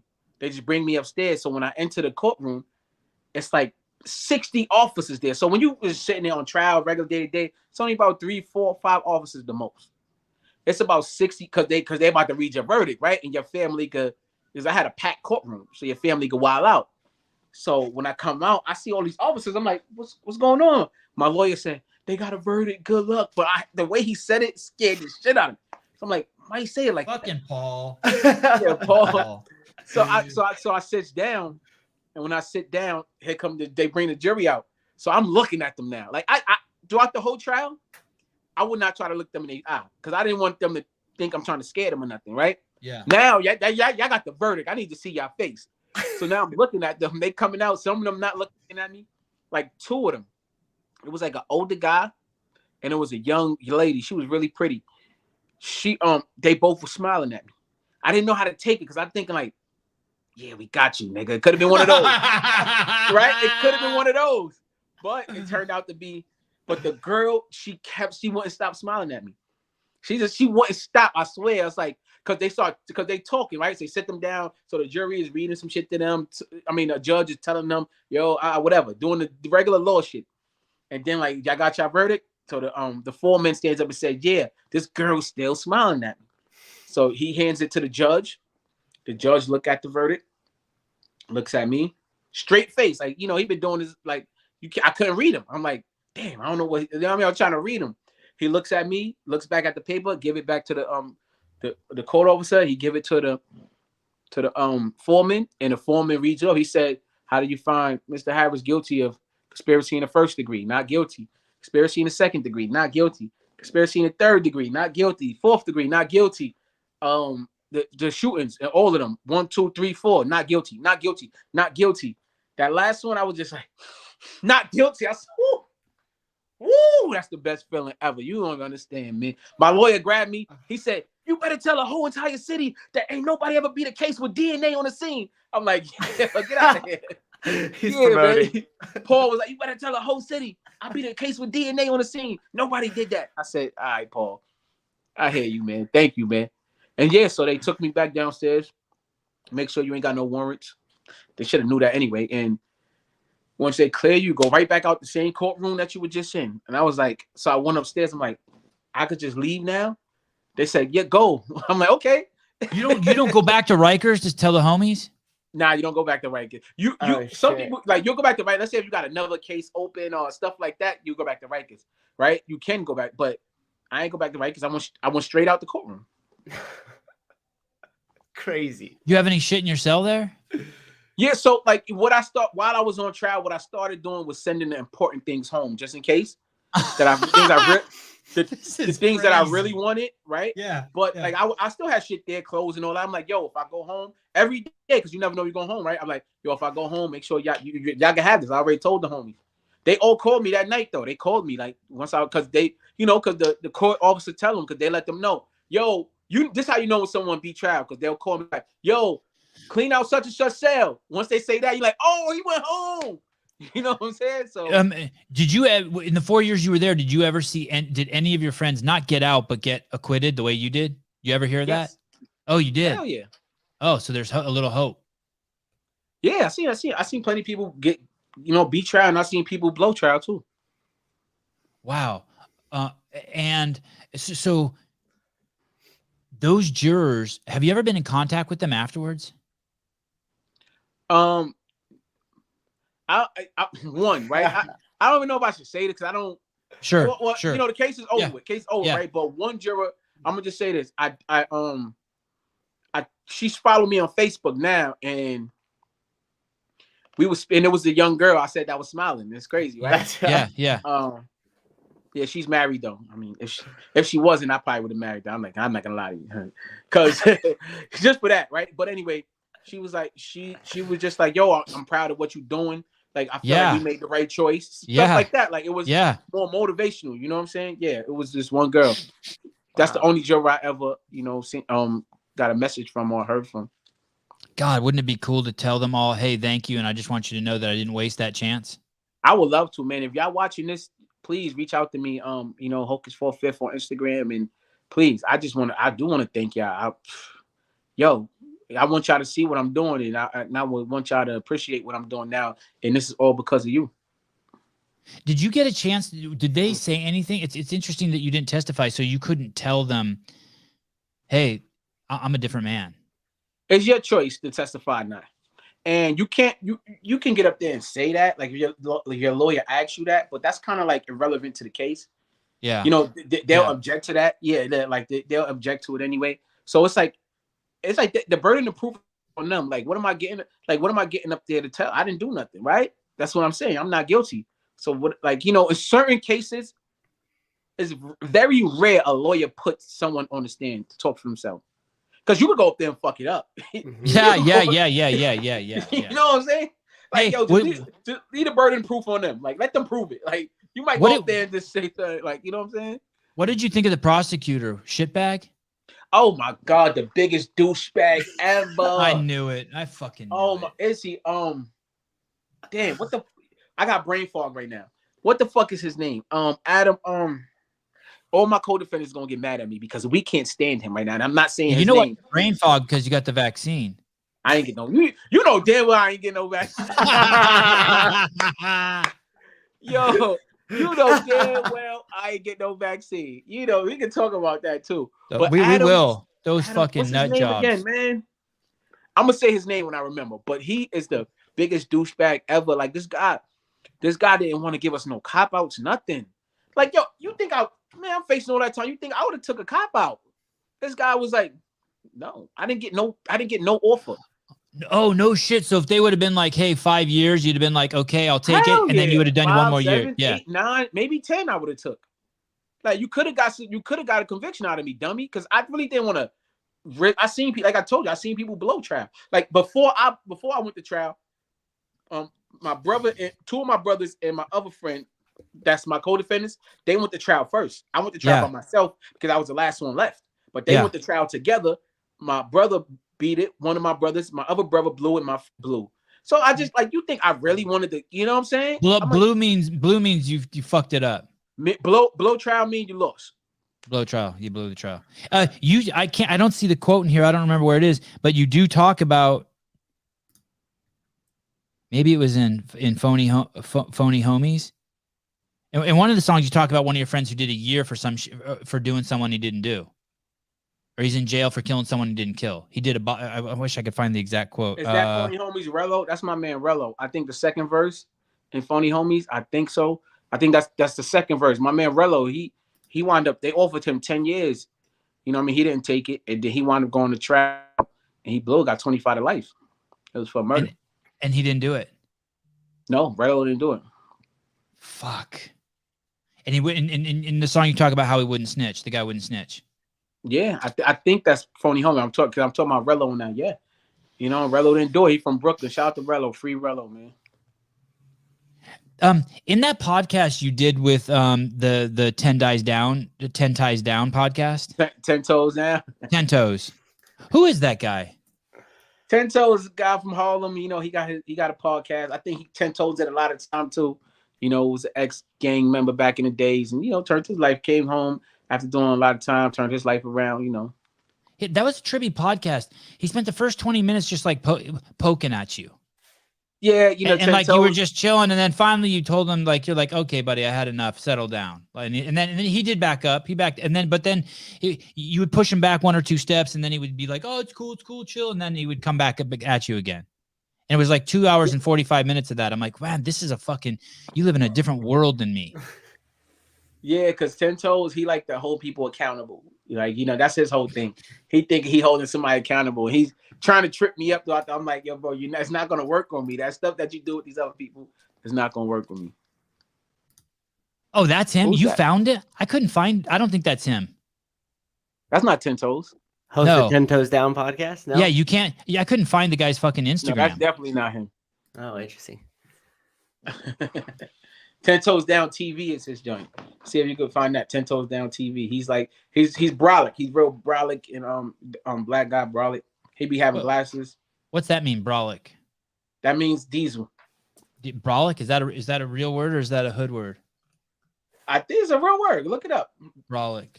Yeah, that Brolic. means diesel. That means, you know, I know pumped up. diesel. I know diesel. I don't even know how to spell fucking brolic. I got a bunch of bras. You know how to spell bra? Oh, here it is. Oh, yeah. Just like, okay, brolic. Oh, Urban Dictionary. That's him. It's That's a 10 large object. Large object. Diesel, brolic. To vigor. Oh, or you know what else it could mean? Holy shit, Hocus. What's that? Oh, you're going to fucking love this definition. It means you're going to fucking love this. It does mean what you said, but the second definition, to vigorously finger someone under the table. No, it don't. I swear to fucking God. No, but you gotta take out the K. Take out the K. It's brolic with a C, man. Well, up here, they got the other definition. It means big, a large object. No, all right. Put it without the K. Okay. He said finger under the table. Yo, that's crazy. I never heard that. Oh yeah, you're right. 2 L's, brolic, extremely big and muscular. All right, fuck Told me. you. All right, I like that other definition better.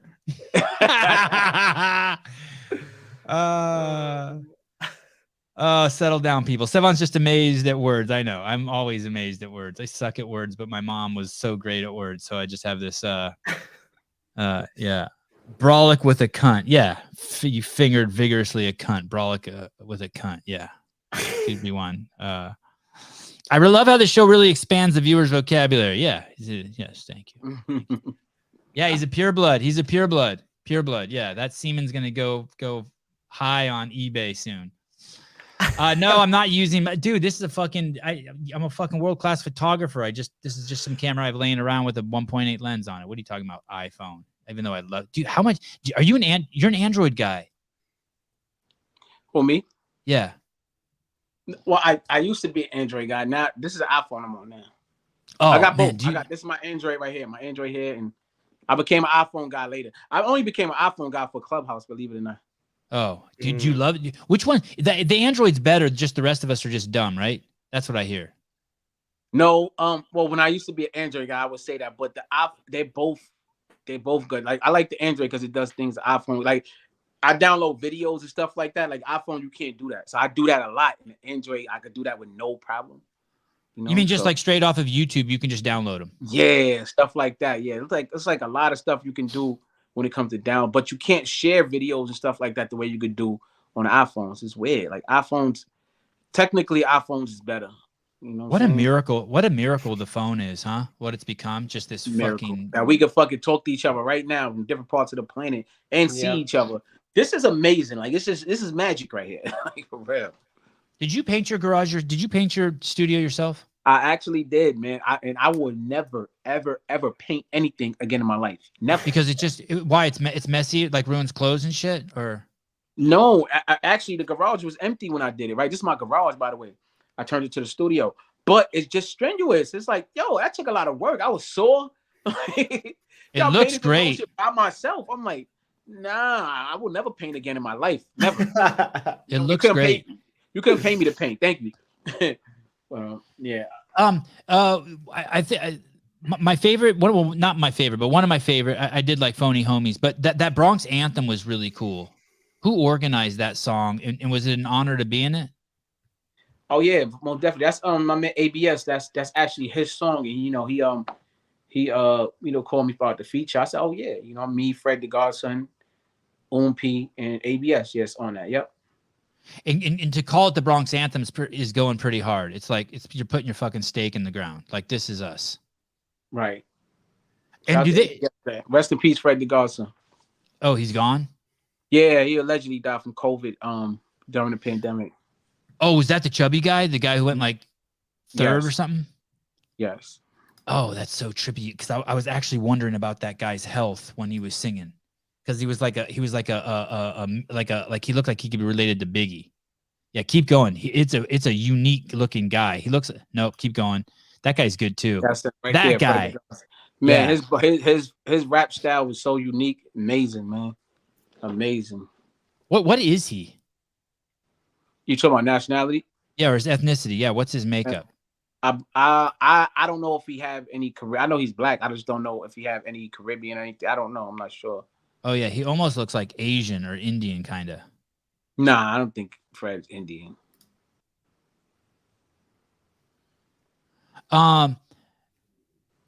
So when you do a song like this, I always wondered this. You know what song I really wondered about is that song that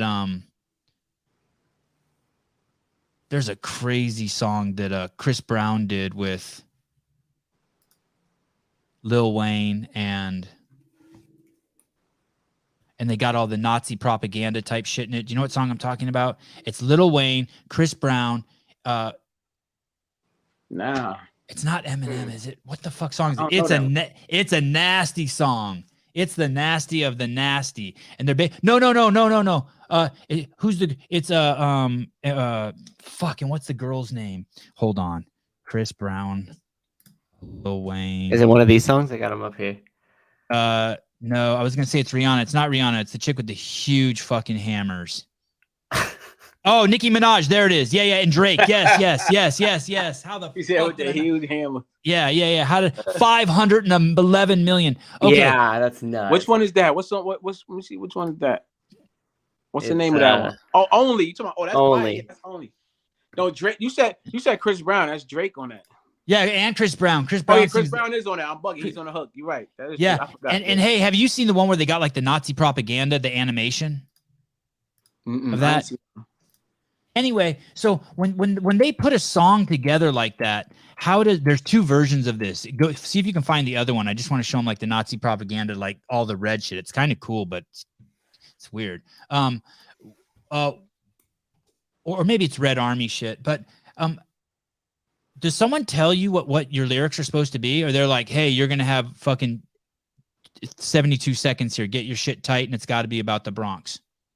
Like, how are you given direction to create for that? You write your own lyrics. You know what I'm saying? You put what you want. Well, I write my own lyrics, and most of the time people write their own lyrics. Now when it comes to visuals, there's a difference between like me being an independent artist doing my visuals and these record companies.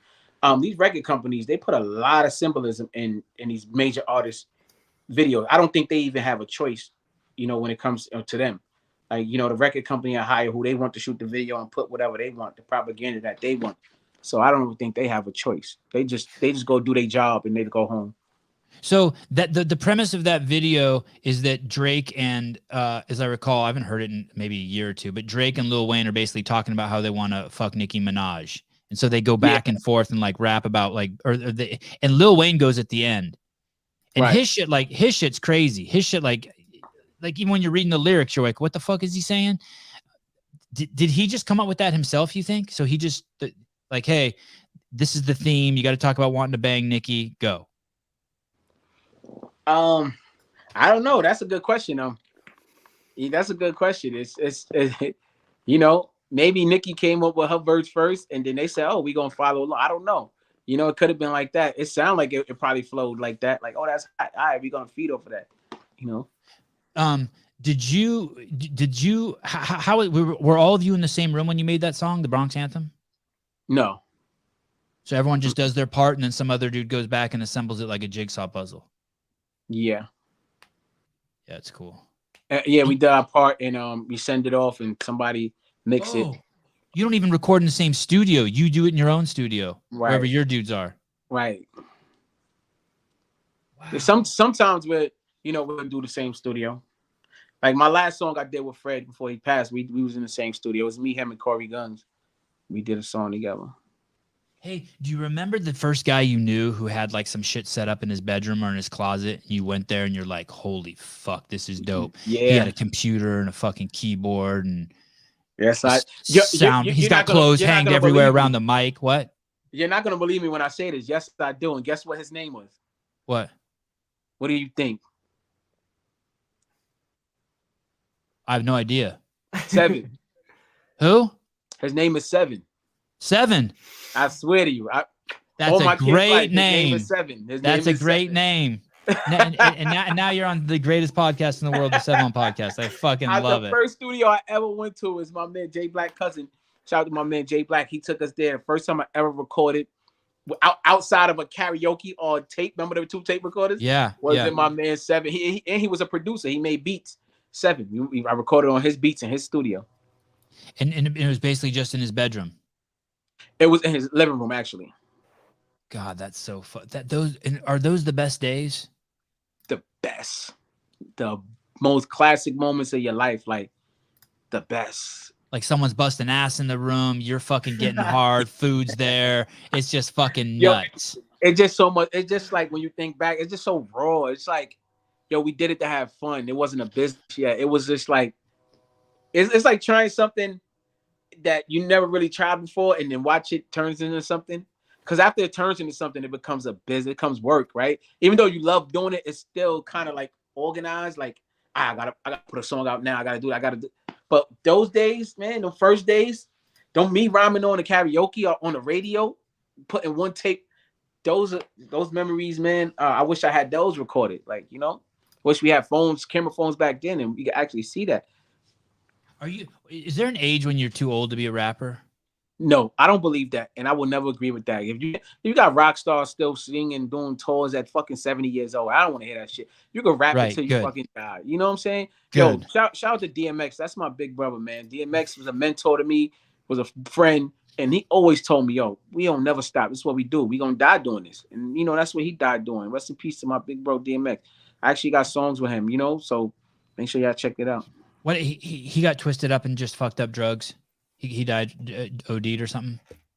Well, that's what the cover stories say. I don't really like to play conspiracy theory on his death because that's my bro. You know what I mean? So I'm gonna just say I don't never believe these people. I'm gonna be honest with you. Okay. You know how that go. Yeah. Yeah. Did you lose your Instagram account and get it back? Yes, I did. But it was during the time where everybody, Instagram went down, but they was giving everybody theirs back, and it wasn't giving me mine. I was like, oh, okay, I see what it is. You know what I'm saying? It took them a while. When was this? Because I had a blue check mark account, and they took that shit from me. They're like, nah, you're a bad boy. This is that day right there, whatever day that is. That's when I got it back. Does it say how long? Tell me this story because I would love to get mine back. Well, think of how much faster I would get a response from people like Hocus 4/5 if I had 100,000 followers and a blue check mark. Right. So what I did was I just kept filling out this application that I filled it out 100 times. What did you say on it? Get it back?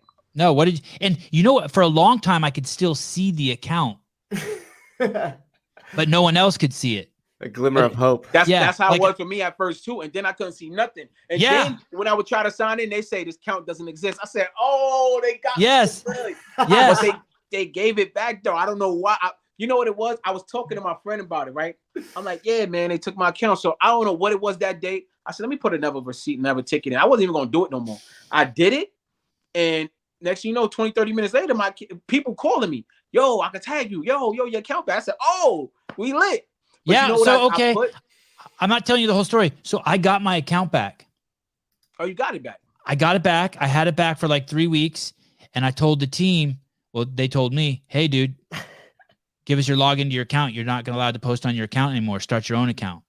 I was like, all right, cool. Because I post, stuff, right? About COVID and stuff. And they don't like that. So I was like, okay, cool. And I didn't want to lose my blue checkmark account because it's how I troll rappers, right? That's how I get rappers on the show. You got to have the blue checkmark. And then 3 weeks, I didn't post on it for 3 weeks. Nothing.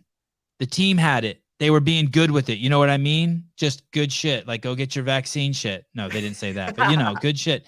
And then I lost it again. They just took it away.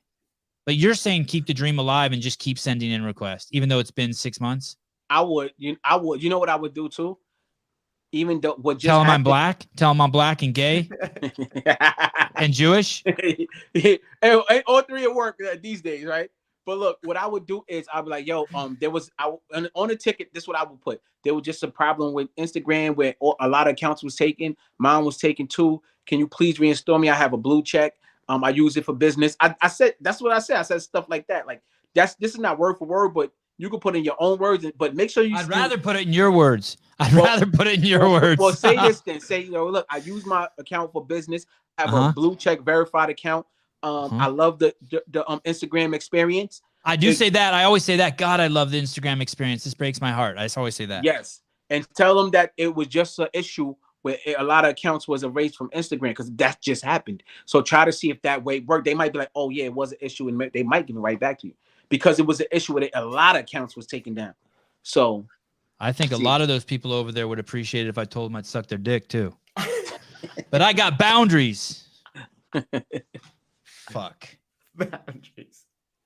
I keep thinking about your prosecutor speaking of sucking dick and just it's so unnecessary to be a douchebag. Like, he's got nothing to lose. That fucking guy gets to go home every day and open a fucking bottle of wine. You gotta see how red he turned when I was acquitted. He was like, what? He looked at the jury. He said, what? Like, what? I'm like, you lost. Accept defeat, man. I know. It's so crazy. It's lacks such integrity to not even. He should almost be happy. No, happy. I'm talking about. He turned pink, like he turned purple. Like he was that mad. I was like, yo, this guy's really angry. Like he really wanted to see me do life. Like, look at him. Like, God, you really don't know me, guy. Like, come on. He wasn't Jewish, right? That guy. I don't think so. I swear to you, my co-defendants, if they see this podcast, they're gonna be so mad at me. They're like, how you gonna forget this nigga name? What the fuck is his name? Outstature. There we go. Adam Outstature. That's okay to say his name on here? Yeah, you can say his name. Yeah, he's ADA Outstature. It's public information. But Outstature, what's the origin of that? I don't know. Stupid. Might be a Nazi. Oh shit. I found him. I found him. Are you on the site for the legal site, or I'm just gonna bring up the entire Google page. All right. Let me see. That's the same photo I had too. Outstature prosecuted serial killers, infanticides. That's people who kill babies. Infanticide. Can you make that picture bigger? I want to make sure that's him because they have people with the same name. Find some more pictures. Oh, here, let's just click images. Yeah, that's his fucking bitch ass. That's him. This guy? Yeah, that's him. Cocksucker. That's why I beat you. Accept defeat. You got a CrossFit gym in the Bronx? You ever do CrossFit? There's CrossFit in the Bronx, but yeah, remember I told you I'm in Georgia. I do a boot camp every day out here. That's what I do. That's why I work out at.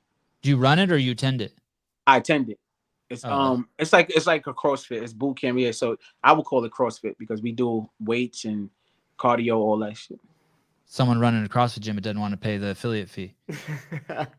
Clark withheld consent for ex-Brian. Wow. That's him. Outstature. Outstature. I wonder what the I wonder what origin name. He might be a Nazi, man. Yeah, peace and love to everyone. Outstature origin. My show is supposed to bring people together. I mean, I don't want to get together with that guy. He tried to give me life in prison. You should have offered me 5 years. I would have took it. Outstature. Irish. Oh, he's Irish? Yeah, don't fuck with the Jews. I like Irish people, man. Me too. Irish people, they cool, man. Tell me about the reptilian people. Gently, break me in slowly, just real slow. Don't fuck my whole scramble my shit all up. Well, like real reptiles, like people like in the cold and like alligators and snakes. Yeah. Okay.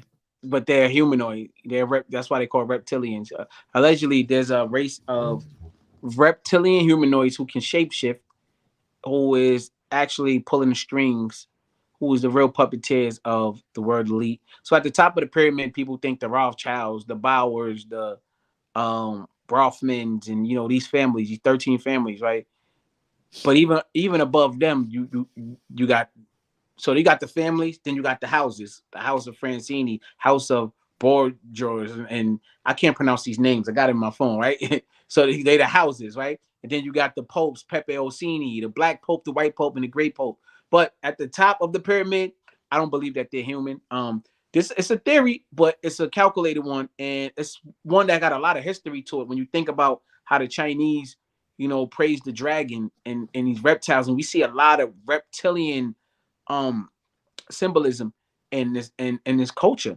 Like we see the statues, we see them written on the walls, and even the ancient Kemet. So allegedly there's a race of reptilians who are from the Draconian star system, and I don't really believe in outer space the way they teach us. There's a whole nother rabbit hole, but yeah, I saw your flat earth thing. We had a dude on here who really explained. I don't know if I would say he was a flat earther, but he's really into the idea of it, and he explained a lot of it to us. Right. So that's fucking Yao Ming. How come the giant dude has a tiny cock? Yeah, he's crazy. I don't know, man, but yeah, allegedly that they're pulling the strings, man, and they can shapeshift. They can allegedly that this is where the idea of vampires come from, where they really can't be in the sun like that. They drink blood, and we know that there is adrenochrome is a real thing, and there is people really doing that, whether you want to believe it or not. That's a whole nother rabbit hole. But yeah, the reptilians, this is I believe, not like a belief system, but I believe in the possibility that they are here, they do exist. And they are pulling the strings. It's just out of the scope of my reality. Oh, it's just some quacky shit. No, we got to pay attention to everything nowadays and what's going on. We don't understand everything about this realm like we think we do. Do you ever scare yourself with some of the shit that might be true? Like I had this friend, Raw of Earth, come over and start showing me all this proof that there's aliens, like bodies have been found in South America and shit. And started on my own computer, and I started feeling like my feet were coming off the ground, like I was losing touch with reality for a second, like he was scaring me. Nah, I'm not scared. Like honestly, I would rather meet them. Like I want to meet them. Like, but of course the benevolent ones, right? I want to actually, but they're probably on a level to where. So somebody said this quote, right, and it really stuck out to me. The aliens coming to try to explain this realm, this world, this existence, this reality to us is like us taking a fish out of the water and trying to explain this world to it, right? It's kind of like, and it makes a lot of sense. If they that much more technology advanced, it's like they're not gonna come talk to us if they don't think we're ready.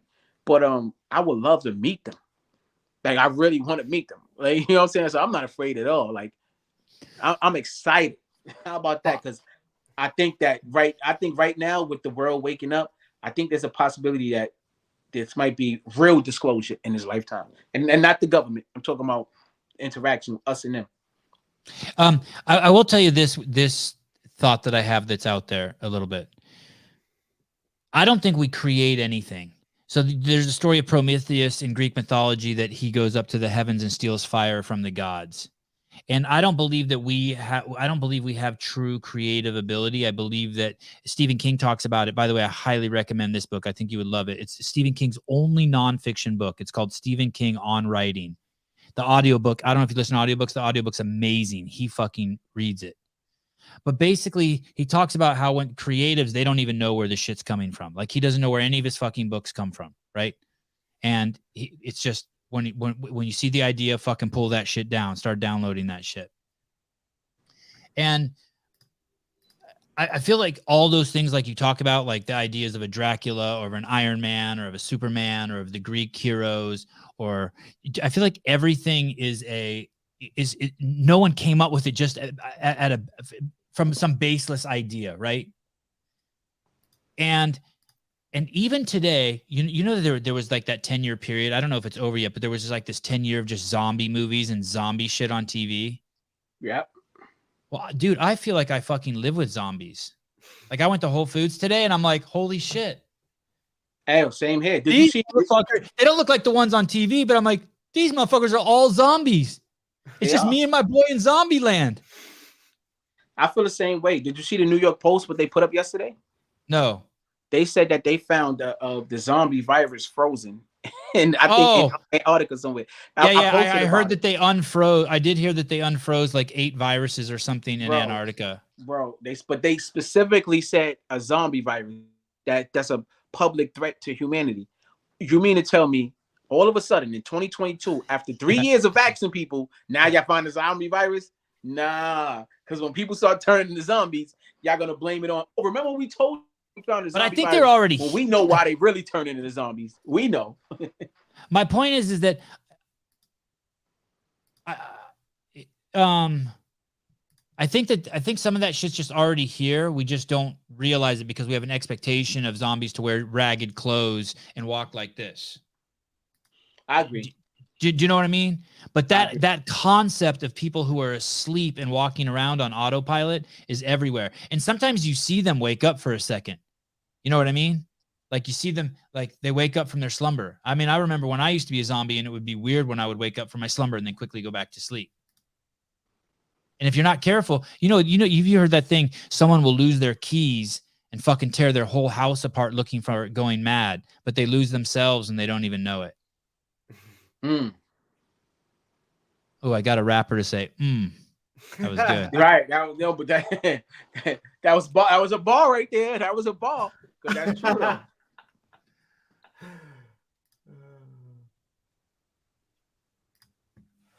Hocus,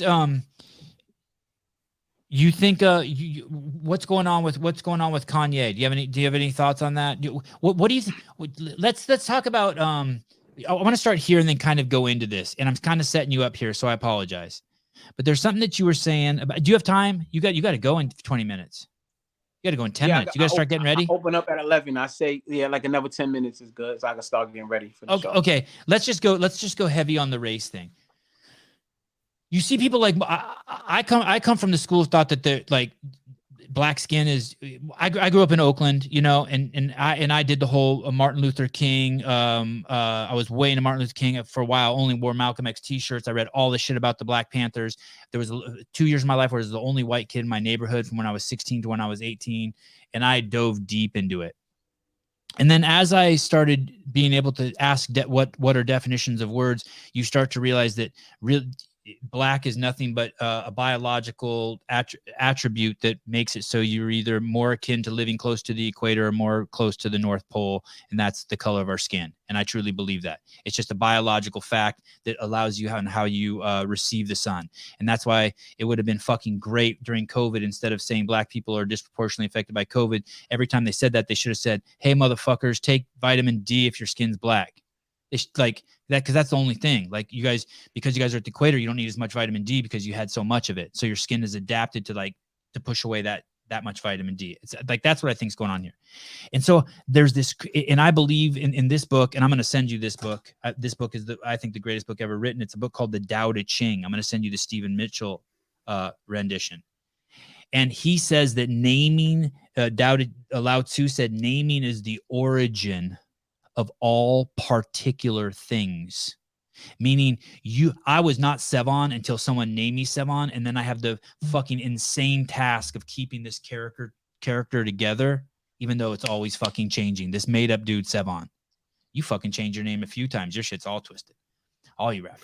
So they're really, it's a misnomer to say black people. It would be more accurate to say black culture, wouldn't it?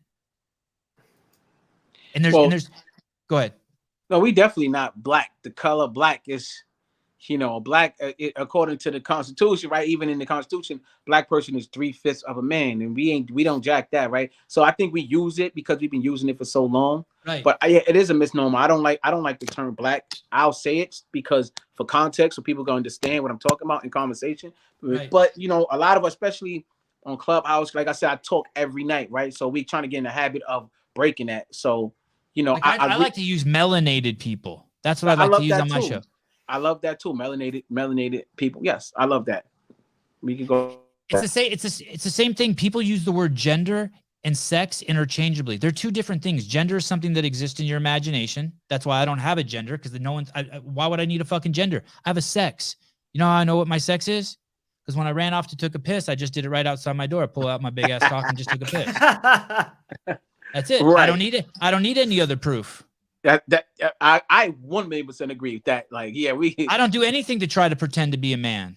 I Right. just do the normal shit that comes naturally to be a man. Pee against the fence, squeeze my butt's wife, carry my kids on their shoulders, have fun, guilty pleasure of breaking beer bottles. Just normal shit that I think dudes like to do. Right. I'm And definitely a naturalist. I'm definitely with you with that.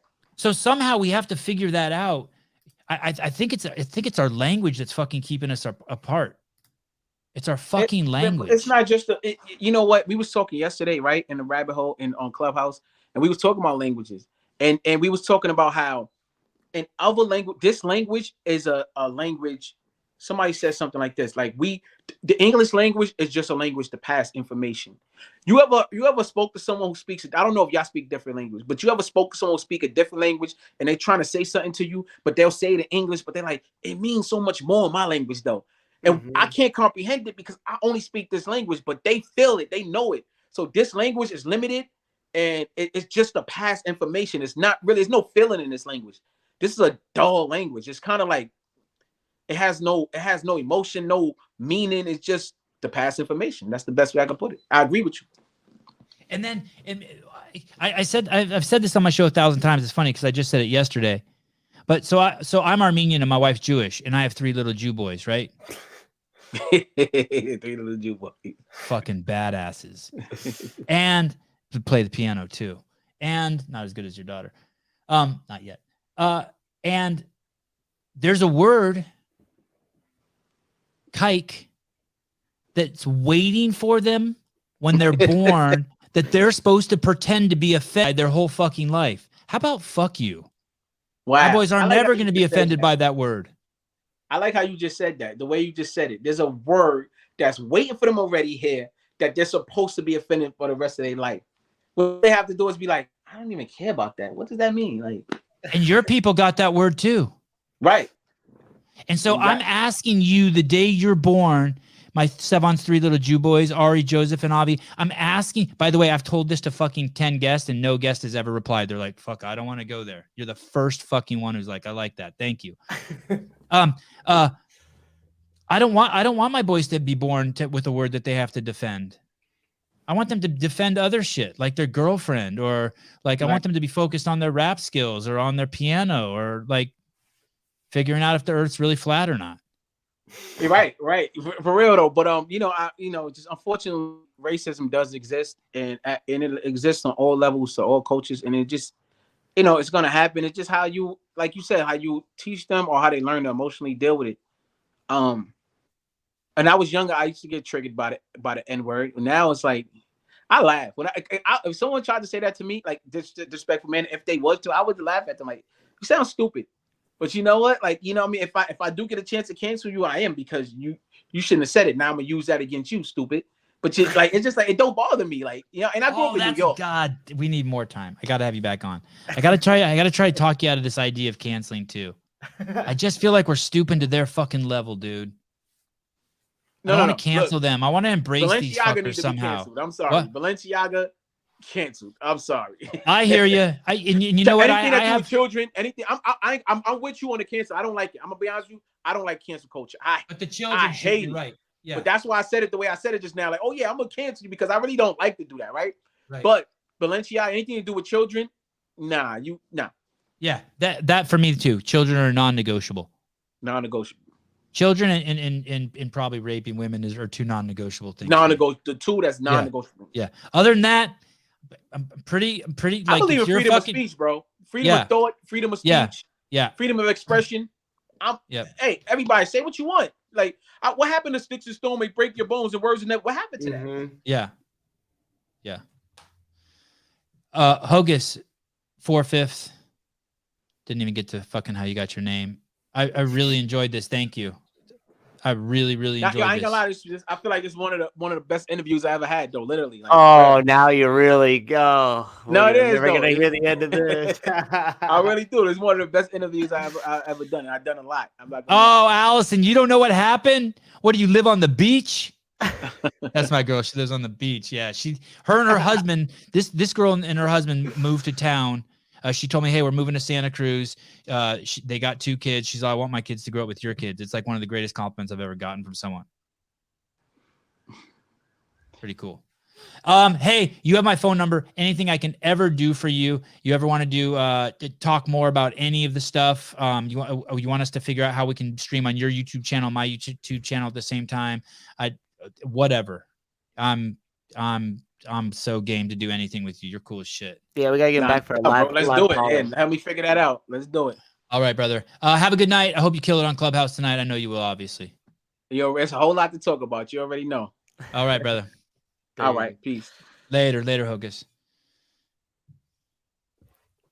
He was awesome.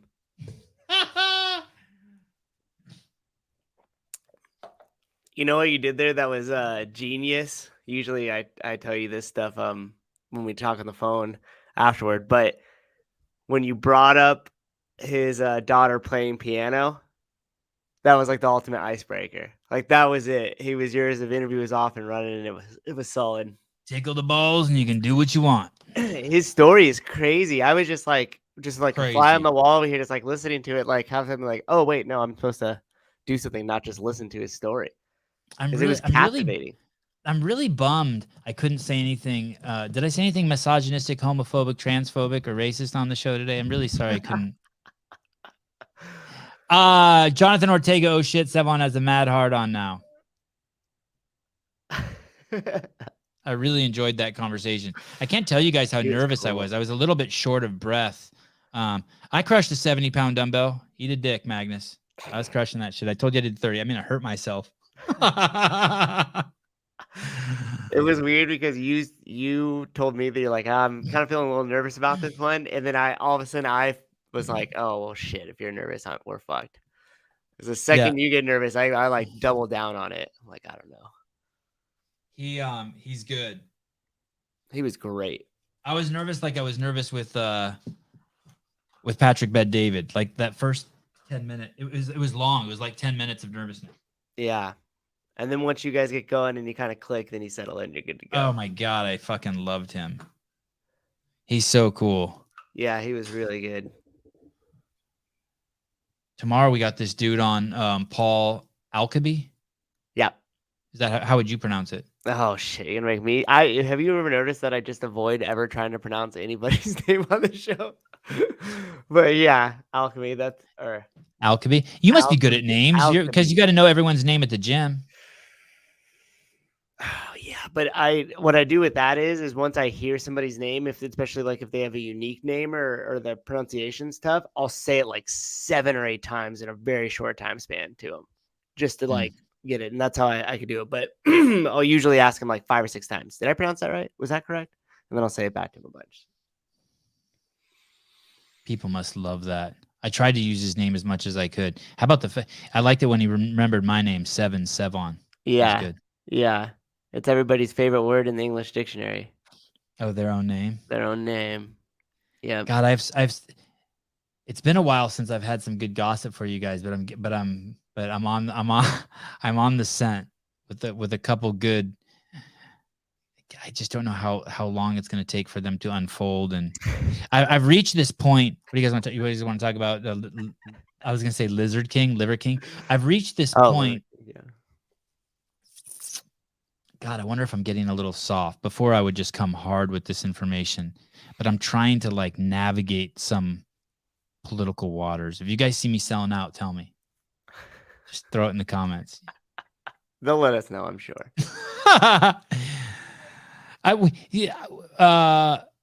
Yeah, it's good. It's good. There's just a couple fun stories. Some of them you guys could easily sniff out now. If you're pointed in the right direction. Yeah.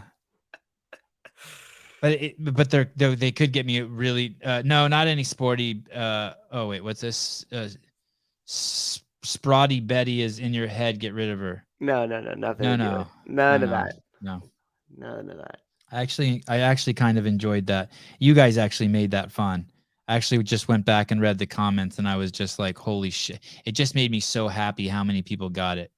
I received probably my greatest message from a listener ever today. This is the one that you were talking about earlier. Yeah, that I sent you. It was a message from a lady who told me when she started watching the show, she had some issues with basically everything I said. And I didn't tell you about her next text. I really got to get her on the show. But basically, she had issues with everything I was saying. And yesterday when we had Xavier DeRusso on, that was the final straw for her. Like that completely pushed her over the edge. She was like, oh fuck, I get it. And this lady's backstory is fucking nuts. The path that she had to traverse to being a blue pill to a red pill is as hard as it could get. It's the hardest path ever. And when she sent me that this morning, I was like, wow. I read it to my mom. She sent me some other fucking insane shit later today too. She said she'd come on the show, but I don't want to feel like I'm taking advantage of her. I want to like build the friendship up. I want to like have a relationship with her. Mm-hmm. Like she's someone I want as a friend. It's like, there was this dude, I've talked about him before. There was this dude, Jimmy Letchford, who worked at CrossFit Inc. And he was, went to the Naval Academy as a wrestler, and he was a very charming man, very handsome, very cool, but he was tough as shit. And just being around him, I was impressed just with like how manly he is. Well, or you know what I'm saying? Like if someone's like you had a friend who's really tall and it's just cool being around him. Mm-hmm. Or like you have a friend who's rich as fuck and it's just cool being around him. Just like some superficial shit, but that's cool. You know what I mean? Like you go out with all your friends and you all have motorcycles and it's cool. This chick's journey, it's like being with someone who climbed Everest. You're like, yep, that's my friend who climbed Everest. And yeah, so manly, right? Yeah, Jimmy's manly as shit. Yeah, like Greg. Yeah. I was so proud to have Greg as a friend. Yeah, and handsome. Yeah, Jimmy's got it all. Yeah, he's handsome and handsome and manly. Yeah, like Greg. I was always so proud to be around Greg. Totally. Trina's in Australia. This account here is so fucking good. I'm just gonna let me pull it up. It's called it's that girl who does it, right? Yeah. Going Rogue with Sevan. Obviously, I like it. It's fucking it's my favorite word in the dictionary. Are you bringing it up or you want me? You got it? Yeah. And so Going Rogue with Sevan, she just crushes the reels. Dude, we tackle every subject that you've been told not to tackle. We tackle every fucking subject. We're like flies to just like those subjects.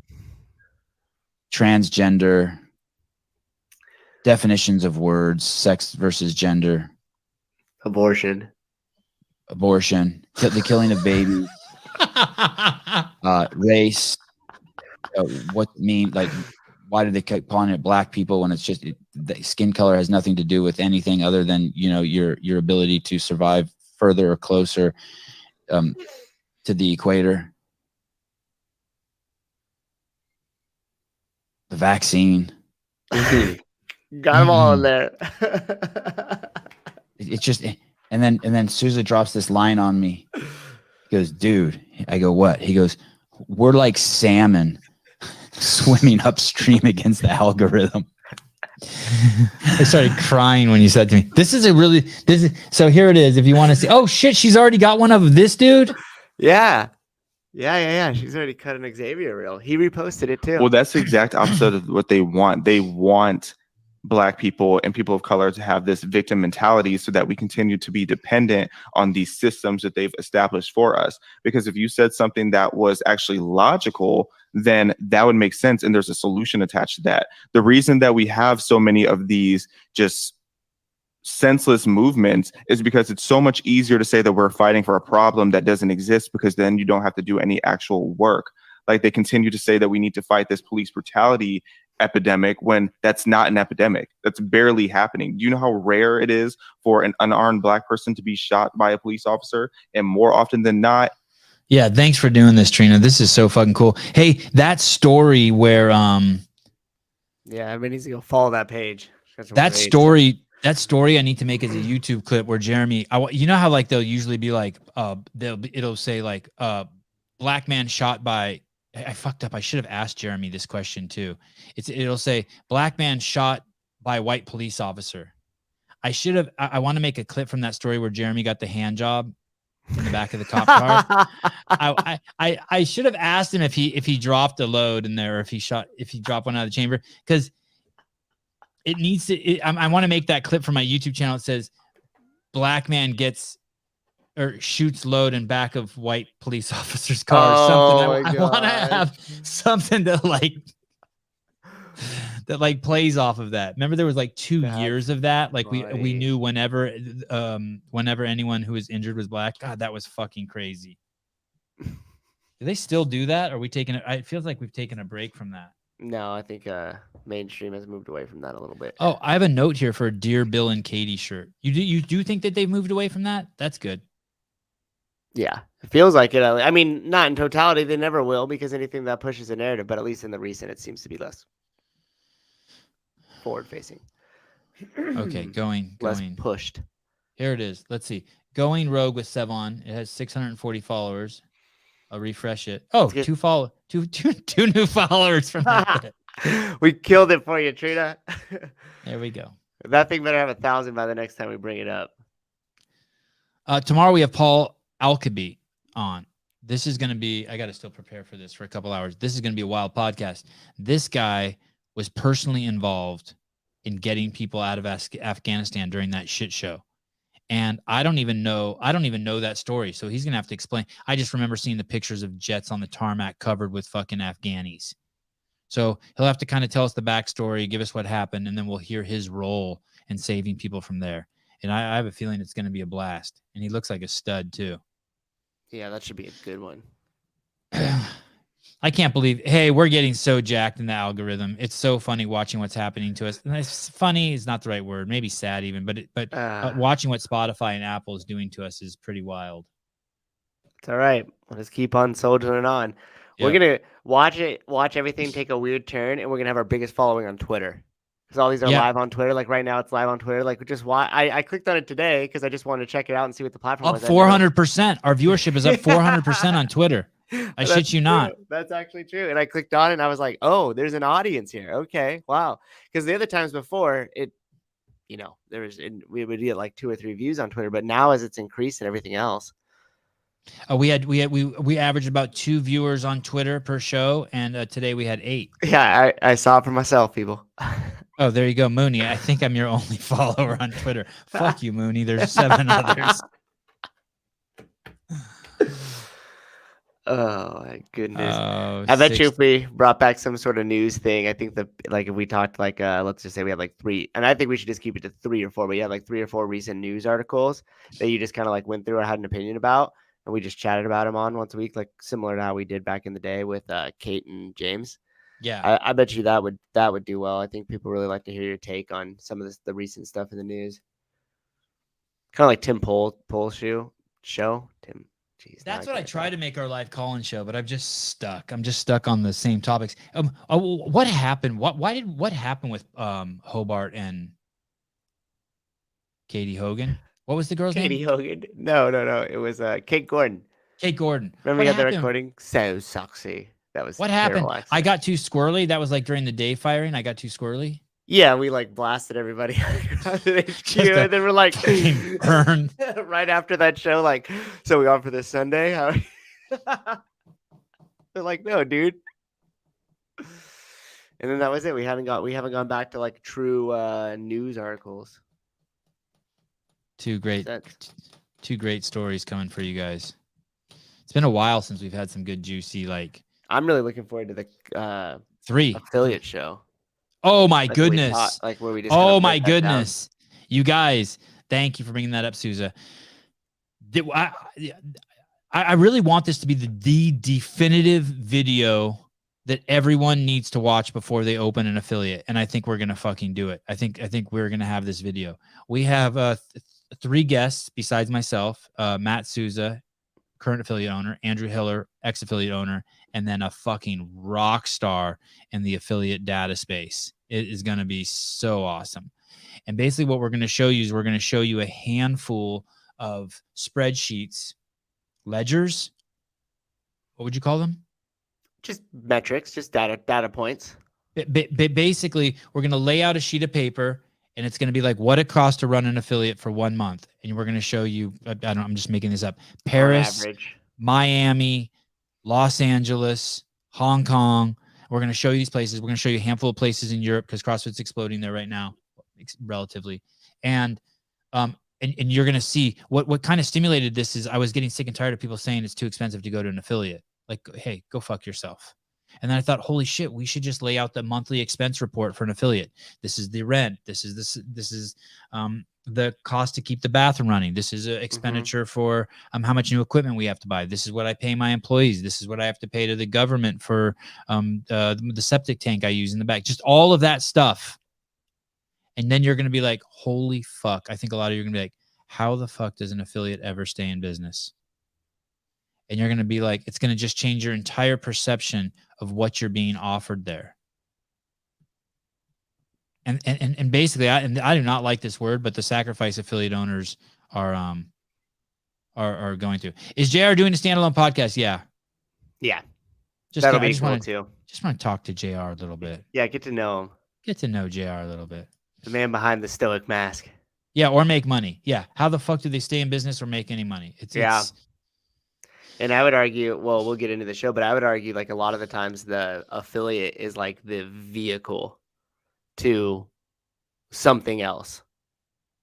Owning an affiliate. Like when you own an affiliate, like if your sole goal and you don't have another 9 to 5 or anything like that, and you're owning it, I would say a lot of the affiliate owners that have been there for a really long time in the space that have seen like a lot of success have used also that affiliate for a vehicle for like other things as well too. Give me an example. So for me, for instance, I used the affiliate. That was like the vehicle to get the contracts with the fire departments. Okay, I was thinking tax haven and heroin laundering scheme, but okay, got you. Okay, I see what you're saying. Yeah, you could also use it for some tax advantage stuff, but that's not going to be like but it's still stuff in the lane of fitness. Yeah, of course, or it could be a different direction. I mean, how many people have we seen open up there? And it is in the lane of fitness, and also nutrition. But how many people have we seen then open like a online service? Where they're like Ryan Fisher is a good example, where he's like, my gym breaks even or I lose his money, but I make $250,000 a month off my online programs I sell. Right. The ebooks, right. Correct. Right. Yeah. So look at Street Parking has an affiliate. They do. So that's another example, like how they Dear Miranda and Julian. I should have a Dear Miranda and Julian segment too. We are open to sponsors of the podcast, Street Parking. Put your little logo up there, be great. Yeah. My goodness. What a fucking successful enterprise. And yet they still have a CrossFit, CrossFit affiliate. Yeah, that's real cool. But I think also too, like you'll find it even in JR's story too, like the Crash Crucible, and then how that's helped him with like a lot of the athletes, and then his gym has sponsors and stuff like that. So you find these other like avenues, even some of the corporate fitness stuff I was doing like early on with the gym ends up helping quite a bit because you're just taking what you're doing and applying it to something else. Do you ever wonder how people who don't have that other avenue make it? They don't. Not long term. Right.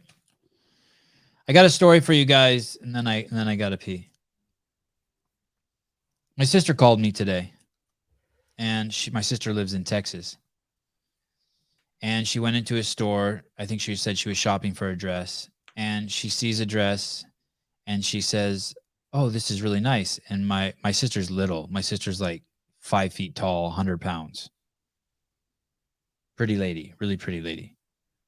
And so she says, "Hey, do you have this in an extra small?"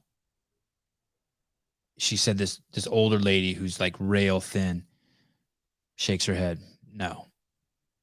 My sister's like, "Okay, well, you got it in a size that's too big, but it's not a cute dress when it's on me when it's too big. It looks sloppy." Lady goes, "Yeah, I know." And then the lady, as she walks away, mutters something under her breath that she's so sick of the fact that plus sizes are being pushed as beautiful. My sister's like, "Wow, okay." So, the lady obviously is not happy with the fact that they don't have a dress that fits my sister. You're never going to believe where this story is going. So my sister's in the store for 15 minutes and she says they have tons of cool shit. And the store owner's there. And she says to the store owner, she finds like a sweater and she says, "Hey, do you have this in an extra small?" And the lady said, "No, we really don't have anything in extra small." My sister's like, "Okay, well, thank you." And then she goes, "Would you like some Bluebell ice cream?" And I'm like, "What? Did I just hear that right?" My sister's like, "Yeah, she offered," after she told me that they didn't have my size, she offered me ice cream. I go, "What the fuck is Bluebell ice cream?" She goes, "It's some super trendy ice cream in Texas." And I go, "The clothing store sells that?" She goes, "No, they give it away free. They had like some sort of machine that dispenses ice cream." How else are they gonna give her that plus size inventory? Yeah. And I said to my sister, I'm like, "They're trying to fatten you up so you fit into the clothes." She goes, "I have no idea what just happened." She thought I thought I was in a Twilight Zone episode. I'm like, "What'd you do?" She just told her, "No, thank you." And she walked out of the store. What a fucking genius thing to do. We don't take care of your size, but if you come by for a few of these, Yeah, come by for free ice cream every day and this sweater will fit you in a it week. fits you perfect. Yeah. I could go. Fucking nuts. I'm like, "Is this story really true?" My sister's like hardcore Jesus lover. She don't fucking lie. But I had to double check. Fucking nuts. I'm sure that's not what the lady meant, but it sure is weird, right? Yeah. I will fatten you up in no time. We get you right into this size. Definitely not a good look, that's for sure. Okay, guys, we'll see you tomorrow morning at 7 a.m. Afghanistan will be the topic. And I appreciate all you guys for checking in. Matt Susie, you the man. Always good to see you. Love doing night shows and seeing you. Yeah. And we'll talk to you.